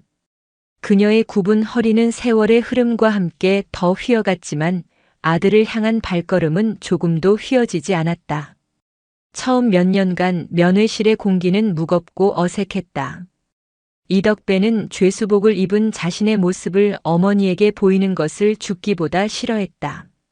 그는 늘 고개를 숙이고 있었고 어머니의 질문에 짧게 대답할 뿐이었다. 김말순 할머니 역시 무슨 말을 해야 할지 몰랐다. 그저 아들의 얼굴을 하염없이 바라보다가 밥은 잘 먹냐, 어디 아픈 데는 없냐는 말만 반복했다. 수십 년의 단절이 만들어낸 거대한 벽은 쉬이 허물어지지 않았다. 변화는 할머니의 서툰 편지에서 시작되었다. 글을 배우지 못해 맞춤법도 띄어쓰기도 엉망이었지만 할머니는 매일 밤 돋보기를 쓰고 앉아 아들에게 편지를 썼다. 오늘은 날이 좋았다는 이야기, 무릎이 쑤신다는 이야기, 옆집 개가 새끼를 낳았다는 소소한 일상들. 그 꾸밈없는 문장들 속에는 아들과 함께하지 못한 평범한 세월에 대한 그리움과 그럼에도 불구하고 여전히 아들을 사랑하는 어머니의 마음이 고스란히 담겨 있었다. 이덕배는 처음엔 그 편지들을 외면했다. 하지만 매주 어김없이 도착하는 어머니의 편지는 그의 단단했던 증오의 껍질을 아주 조금씩 그러나 분명하게 녹여내리고 있었다. 그는 어두운 독방에서 닳고 닳도록 어머니의 편지를 읽고 또 읽었다. 그 속에서 그는 자신이 평생 그리워했던 어머니의 온기를 느꼈다. 2년이 지났을 무렵 그는 처음으로 답장을 썼다. 어머니 죄송합니다. 그리고 고맙습니다. 단 2문장이었지만 그 속에는 그의 평생의 회한과 감사가 담겨 있었다. 그 무렵 강하연은 준장으로 진급했다. 대한민국 해병대 최초의 여성 장군이었다. 별을 단 그녀의 어깨는 더욱 무거워졌지만 그녀의 눈빛은 이전보다 한결 부드러워져 있었다. 그녀는 바쁜 군 생활 속에서도 틈틈이 할머니를 모시고 면회를 갖고 외삼촌이 된 이덕배와 짧은 대화를 나누었다. 그녀는 그를 용서하지도 동정하지도 않았다. 그저 묵묵히 한 인간이 자신의 죄를 씻어내는 과정을 지켜볼 뿐이었다. 그것 또한 그녀가 완수해야 할 마지막 임무의 일부였다. 딸 김선영의 마음도 서서히 움직이고 있었다. 매일 밤 아들을 위해 기도하며 편지를 쓰는 어머니의 모습을 보며 그녀는 이덕배를 향한 원망을 조금씩 내려놓기 시작했다. 어느 날 그녀는 어머니의 편지 봉투에 작은 사진 한 장을 함께 넣었다. 하연의 진급식 날 할머니와 함께 찍은 사진이었다. 사진 뒤에는 짧은 글귀를 적었다. 어머니가 당신을 많이 기다리십니다. 그 후 5년 얼어붙은 강이 녹기 시작할 때 시간은 더 흘렀다. 이덕배는 교도소 내에서 가장 모범적인 수영 생활을 했다. 그는 목공 기술을 배워 작은 가구를 만들었다. 거칠었던 그의 손은 이제 나무를 섬세하게 다듬는 장인의 손이 되어갔다. 그는 자신이 만든 작은 목각 인형이나 소박한 가구들을 어머니에게 보냈다. 김말순 할머니는 아들이 만든 것이라면 무엇이든 보물처럼 소중히 여겼다. 교도소 내에서 운영하는 검정고시 프로그램을 통해 이덕배는 중학교와 고등학교 과정을 마쳤다. 뒤늦게 시작한 공부는 더뎠지만 그는 그를 통해 세상을 배우고 자신을 성찰하는 법을 익혔다. 그는 이제 더 이상 과거에 무식하고 폭력적인 조폭 두목이 아니었다. 그의 편지는 점점 길어졌고 그 속에는 자신의 과거에 대한 깊은 반성과 어머니에 대한 애틋함 그리고 세상에 대한 새로운 시선이 담겨 있었다. 수감 7년째 되던 해겨울, 김선영은 처음으로 어머니와 함께 면회를 갔다. 면회실에서 마주한 오빠의 모습은 낯설었다. 세월의 풍파를 정통으로 맞은 그의 얼굴에는 깊은 주름이 새겨져 있었지만 과거의 흉포함은 사라지고 그 자리에 깊은 슬픔과 평온함이 자리 잡고 있었다. 와주셨네요. 이덕배가 여동생을 보고 멋쩍게 웃으며 말했다. 오빠. 김선영이 힘겹게 입을 열었다. 그녀가 처음으로 그를 오빠라고 부른 순간이었다. 그 한마디에 이덕배의 눈시울이 붉어졌다. 그날 세 사람은 많은 대화를 나누지 않았다. 하지만 그 침묵 속에서 수십 년간 얼어붙어 있던 가족의 강이 비로소 녹기 시작하고 있음을 느낄 수 있었다. 강하연은 그 사이 소장으로 진급하여 해병대 사단장이 되었다. 수많은 부하 장병들을 지휘하는 그녀는 강인한 리더였지만 동시에 장병들의 아픔을 보듬을 줄 아는 따뜻한 지휘관으로 존경받았다. 가끔 부대에서 길을 잃고 방황하는 어린 병사들을 마주할 때면 그녀는 외삼촌 이덕배를 떠올렸다. 만약 누군가 아주 오래전 길을 잃었던 그 소년의 손을 한 번만 따뜻하게 잡아주었더라면 그들의 가족사는 달라지지 않았을까. 그녀는 정의란 단순히 잘못을 처벌하는 것을 넘어 한 사람이 다시 일어설 수 있도록 기회를 주고 손을 내미는 것이라는 사실을 가슴 깊이 깨닫고 있었다. 마지막 5년 희망을 향한 마지막 걸음. 시간은 속절없이 흘러 김말순 할머니는 90을 훌쩍 넘겼다. 이제 할머니는 혼자의 힘으로는 거동이 불편해 휠체어에 의지해야 했다. 가족들의 가장 큰 걱정은 할머니가 아들의 출소를 보지 못하는 것이었다. 할머니의 시간은 얼마 남지 않은 듯 보였다. 덕배 내 아들 나오는 거 보고 가야 할 텐데. 할머니는 잠꼬대처럼 그 말을 되뇌었다. 그 소식을 전해 들은 이덕배는 교도소 안에서 밤새워 울었다. 자신 때문에 평생을 고통 속에서 살아온 어머니. 이제는 그 은혜를 갚고 싶은데 시간이 자신을 기다려주지 않을까봐 두려웠다. 그는 더욱 필사적으로 속죄의 삶을 살았다. 12년의 복역을 마쳤을 때 그에게 가석방의 기회가 찾아왔다.